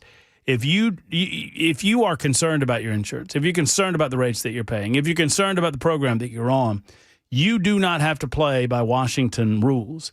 Shane Ring at Cover Nash is here for you to help you cut your cost by 40 to 60%. Let me say that again, 40 to 60%. You can keep your doctor, you can keep your hospital, you can skip the government red tape. If you're currently self-employed, uninsured, or if you're simply tired of paying too much, friends, Cover Nash is here to help. And like I've always told you, Shane Ring does not work for any individual insurance company, but has access to all of them. Up to 75 separate programs that he can choose from to find the right one that's specific to you, your family, and your needs. Cover Nash, real health coverage on your terms. Do not let the government dictate to you how this works. Call Shane Ring today. Call 615-465-0023, 465-0023, or go online to covernash.com, covernash.com, and please tell Shane that Matt Murphy sent you to the best to Cover Nash.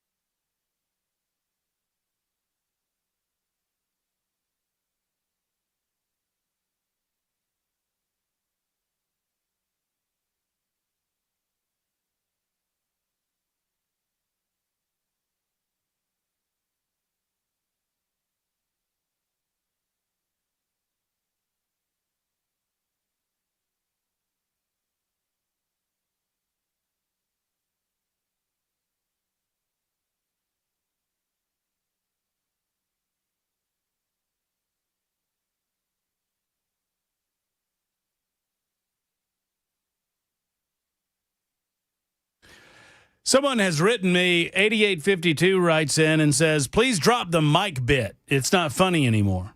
What Mike bit are you referring to? I don't know that we've ever heard from that Mike that we heard from earlier today.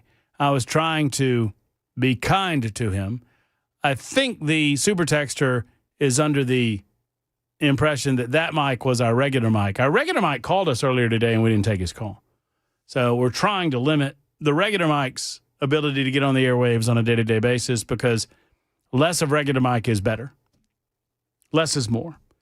As for the other Mike, I feel bad for him, but, you know, it was such a nuanced and detailed and singular one-off story that I don't believe we could handle it on air, but we're trying to help him out off air. I'm going to try to find him an attorney or something to give him some assistance. In the meantime, one of our loyal listeners has written in, an all-day listener. We love you all-dayers.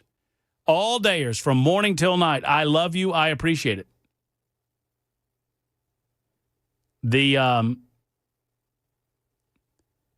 One of the all-day listeners says that Dan got dinged for the Dan got dinged for the SNL bit this morning. YouTube dinged him. I didn't know.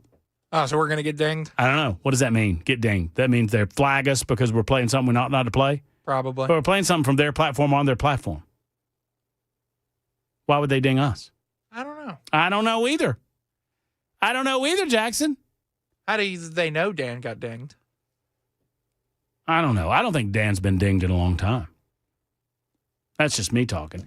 615-737-9986. In the meantime, 8853 has responded, says, please drop the Mike bit. It's not funny anymore. I said, what Mike bit? He said, the guy on the phone, we all know he's not real. I hate to tell y'all this. Do y'all honestly think if we curated a caller, that would be it? That's him? Like, that would be the guy that we're like pay or something to call us and be informative or funny or entertaining? That guy? No. I can assure you that Mike from Old Hickory is as real as the day is long, and we have nothing to do with his telephone calls except that we take them on occasion, and on occasion we don't. He calls the sports station, too. Does he now? Yeah. Does he talk about sports or politics? Sports. Yeah, so 8853, I promise you that we don't fake any telephone callers on the show, but if we did, they'd be better than Mike. 615-737-9986. Friends and neighbors, it's about time we got to... That's right, it's time. On Friday, we get the assignment. And on Mondays, we pay it off. It's Hollywood time with Jackson and Matt Murphy. It's called Matt Murphy's Movie Mayhem. And you know what? It'd be a great sponsorable opportunity for you or your business. If you want to sponsor the Matt Murphy Mayhem segment on Fridays and Mondays, just give me a call and we'll make that happen. As it stands, on Friday, the assignment was laid out. My movie for Jackson Williams was The Big Lebowski. Fabulous feature film. From the 1990s, starring Jeff Bridges. Sam Elliott's in that film. What's his name? John Goodman's in the film. Steve Buscemi's in the movie, amongst others. Philip Seymour Hoffman making an appearance there. What a great cast of characters. What a great storyline. But don't let me tell you how wonderful it is. Jackson, your review. I don't know if I was in a bad mood when I watched this movie. It just felt like 2 hours and nothing. What? It felt pointless. Did you get to the part where she had her boobies out? You get to that part? You don't remember the boobie scene? I do not. What about Jackie Treehorn? Jackie Treehorn is the kid, right? No. Jackie Treehorn is the guy who drugs him. That's the pornographer. That's right. The guy that drugs him at his house. Yes, correct. And what about him with the cop? And the cop throws the coffee mug and he falls out of the chair. That was funny. I mean, fascist. And then there's the fight where John Goodman bites that guy's ear off, and then Steve Buscemi has a heart attack and dies. They put a marmot in his tub. The nihilists put a marmot in his tub. Why are they actually nihilists? Yeah, they're nihilists. They don't believe in anything. I thought they were just the mob. I feel like Donnie and Walter had this conversation in the parking lot of the bowling alley. And he said, are these guys communists, Walter? No, these guys are nihilists. They don't believe in anything. It's just, it wasn't my favorite. My goodness. I thought you were going to love it. Hey, were you drinking when you watched this? No. There we go. You need to be drunk to enjoy this movie? Drunk or something else. He's stoned for a good portion of the movie. entire movie. Hates the Eagles, too. Come on, man. And then he gets kicked out of the cab, and Loki gets his butt kicked. He does get his butt kicked. I did start to feel, I was like, man, this guy's having just a tough time. Well, he peed on his rug. And then they threw that handicap guy out of the wheelchair. Well, I mean, he's the other Lebowski. Yeah, the other Lebowski. They were like, I think you can walk. It's a great, that's right. This guy, I know a faker when I see one. This guy can walk. And they pick him up, he just falls face first. Did you at least enjoy the part where they were scattering Donnie's ashes? And it blows back in. Yeah, that was pretty good. It was funny. It just like, I don't know what I was expecting, but it wasn't that. Did you watch it? You watched it after the Tennessee game? I watched it this morning. Okay, I think I understand it.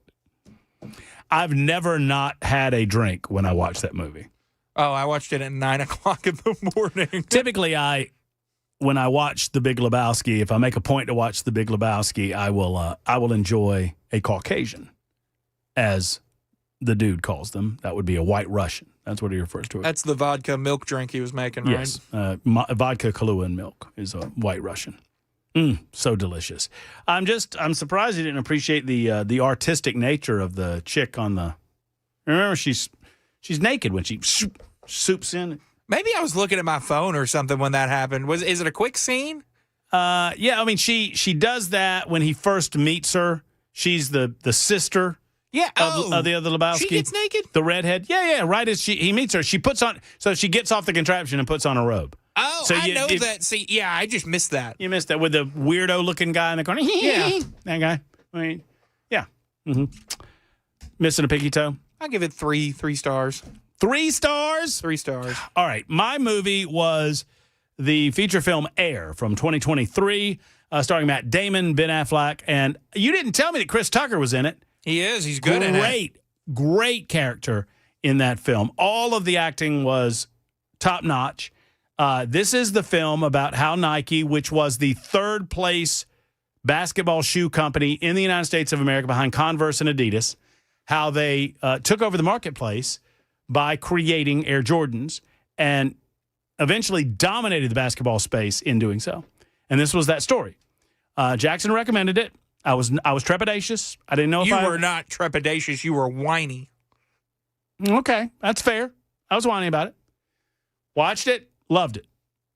Best one you've given me so far. I told you it's a great movie. Best movie you've given me so far. I feel like the acting was dead on. I mean, when you're playing these characters, it's hard to do. I thought Ben Affleck, and Ben Affleck's not my favorite. I thought Ben Affleck did a really good job as Phil Knight in the film. Seemed like an accurate portrayal. I do this thing where if I watch biopics after the biopic, I just let it go while the thing's going on. But then afterwards, I will look up and say, okay, what was real? What was... And apparently, obviously, Sonny's role in all of this was enhanced because he's the main protagonist. Mm-hmm. He's the guy that a lot of people believed in Michael Jordan during that time. But getting him, all of that's real. They didn't think they had a shot at him. He had to work the mother to get him, worked the mother to get him. Did he actually show up at their house unannounced? He showed up at their house. And went around the biggest sports agent in America. And that dude, I forget what his name was, that was the agent of Michael Jordan. He went on at one point in the 1990s, that guy, and I forget what his name was. He had at least one player on every NBA team in America. He was considered the second most powerful person in the NBA, right behind the NBA commissioner. I guess it was David Stern at the time, I think. Anyway, great film. You know what? On a 1 to 8 Murphy scale, because we like to change up the Murphy scales week to week, I'm going to give that I'm going to give it a 7. I'm going to give it 7 Murphys. I'm going to give it 7 out of 8 Murphys. I enjoyed it. I thought it was good. It had a good pace to it. Realistic. And it goes to show you that if you have a dream, you can accomplish anything you want to accomplish. And I love the idea, the scene where they said, we'll just pay the fine, which was also actually true. I love where Phil Knight, what? Paying the fine? What the hell was that? What are you talking about? Paying the fine. Just shut up. Just move on. He's talking about we're paying the fines. A little bit of news. What do we got? Titans news. We've fired the interim coach. No. Titans trading edge rusher Draymond Jones, who's had 4.5 sacks in the last 4 games, to the Ravens for a 5th rounder. Fire sale continues. Trade deadline tomorrow. I'm confused at what point we reach rock bottom with the Tennessee Titans. Brother, that was 2 weeks ago. I guess so. 9860 says it's Ben Affleck, not Ben Affleck. I'm sorry. Great movie, Air. Yeah, 7 out of 8 Murphys, and I'm a hard grader. I would recommend it. Particularly, it was enjoyable because for someone who grew up in that era, I mean, you don't remember that, but the beginning of that film, the way that they set it up and put you back in the mid-1980s was dead on. So you thought this movie was better than Saturday Night? Yes, I did. Okay. I did. And I loved the fact that they did not, So if you've seen the film, I don't think I'm giving anything away when I say this. There are many scenes where Michael Jordan's in the scene, but you never see Michael Jordan. You never see his back. You see occasionally, you'll hear from him. You never see his face, which was perfect. They didn't have to do it, and it lends itself to the movie. So it doesn't take you away. If you saw an actor that wasn't Michael Jordan, he's such a central figure to the film, it would take you away from it. Mm-hmm. And so they play through his mother, they play through his father, and you don't see him. I thought it was perfectly done. I mean, obviously at the end, toward the end, you see visual representations of him that is actually Michael Jordan. And if you did that, you couldn't do the other. So I thought it was really well done all through. Spoiler alert, he signs with Nike. Yeah, he does. He does sign with Nike. And for some reason, they changed the amounts. What do you mean?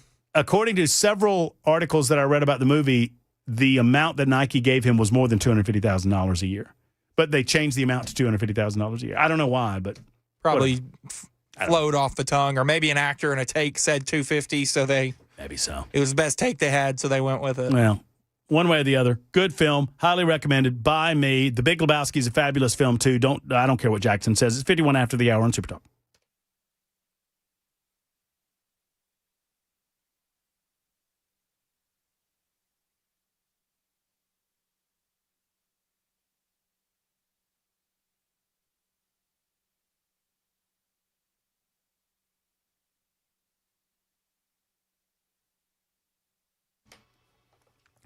Hello, friends. It's Matt Murphy for the Tennessee Men's Clinic, now with 3 locations in Middle Tennessee. Of course, the OG in Midtown Nashville. Then there was the Cool Springs space that opened several years ago, and now the brand new location in Clarksville. We are proud to offer these locations to the men in our area who are in need. Obviously, guys, if you've lost the can do and you still have the want to when it comes to bedroom activity or intimacy with your loved one, it can be debilitating. It can be life-changing. It can be relationship-changing. Let's get back in the game, men. There are processes available. It's 2025. It's not 1975 anymore. Let's get with the program. Let's get with the Tennessee Men's Clinic. They will give you a comprehensive examination, full examination. They'll also take a little blood work. And for $99, you'll get answers on your first visit. And if you qualify, you can receive a first treatment on your first visit as well. How about that?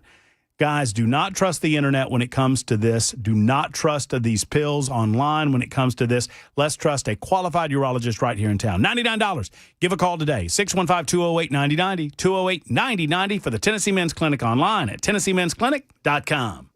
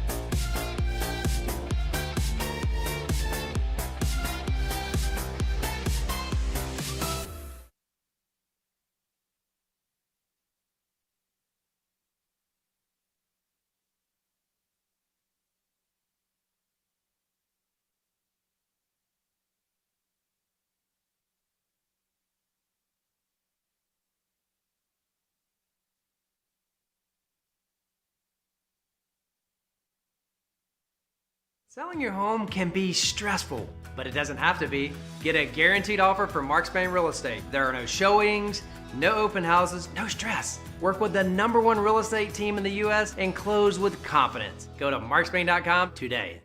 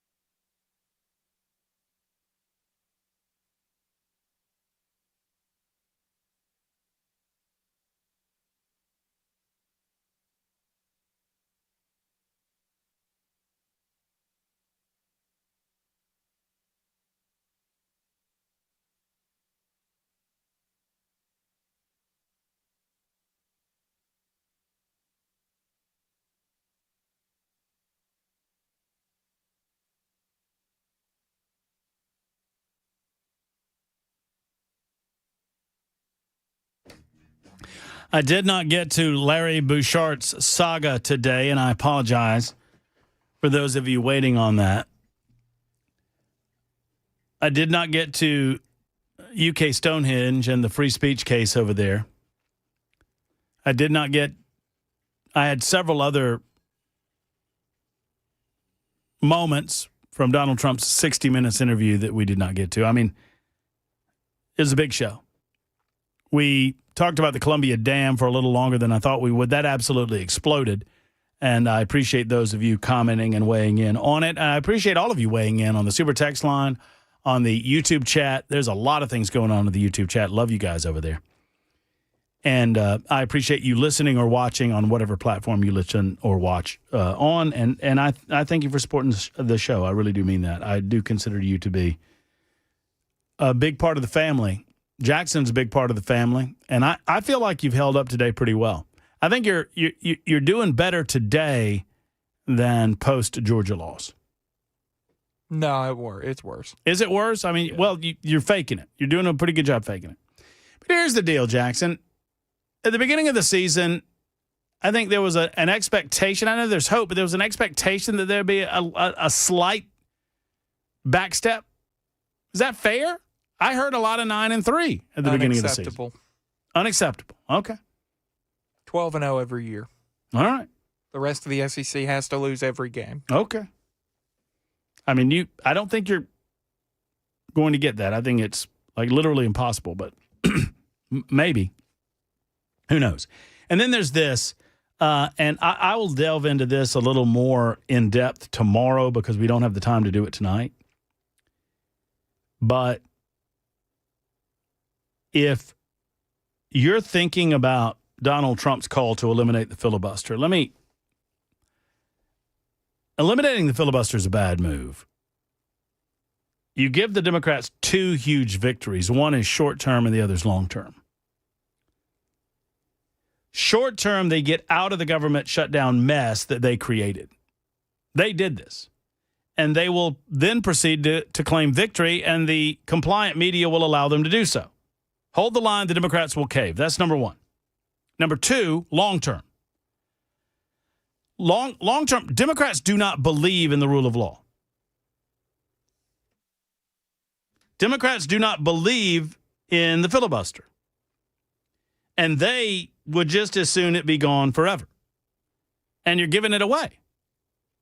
Now, I understand why Trump is frustrated. I understand why the rest of you are frustrated, but there are better ways to handle this. It is going to be a point of discussion on tomorrow's broadcast, and I look forward to sharing it with you. It's time to go. Hug your loved ones. So long, everybody.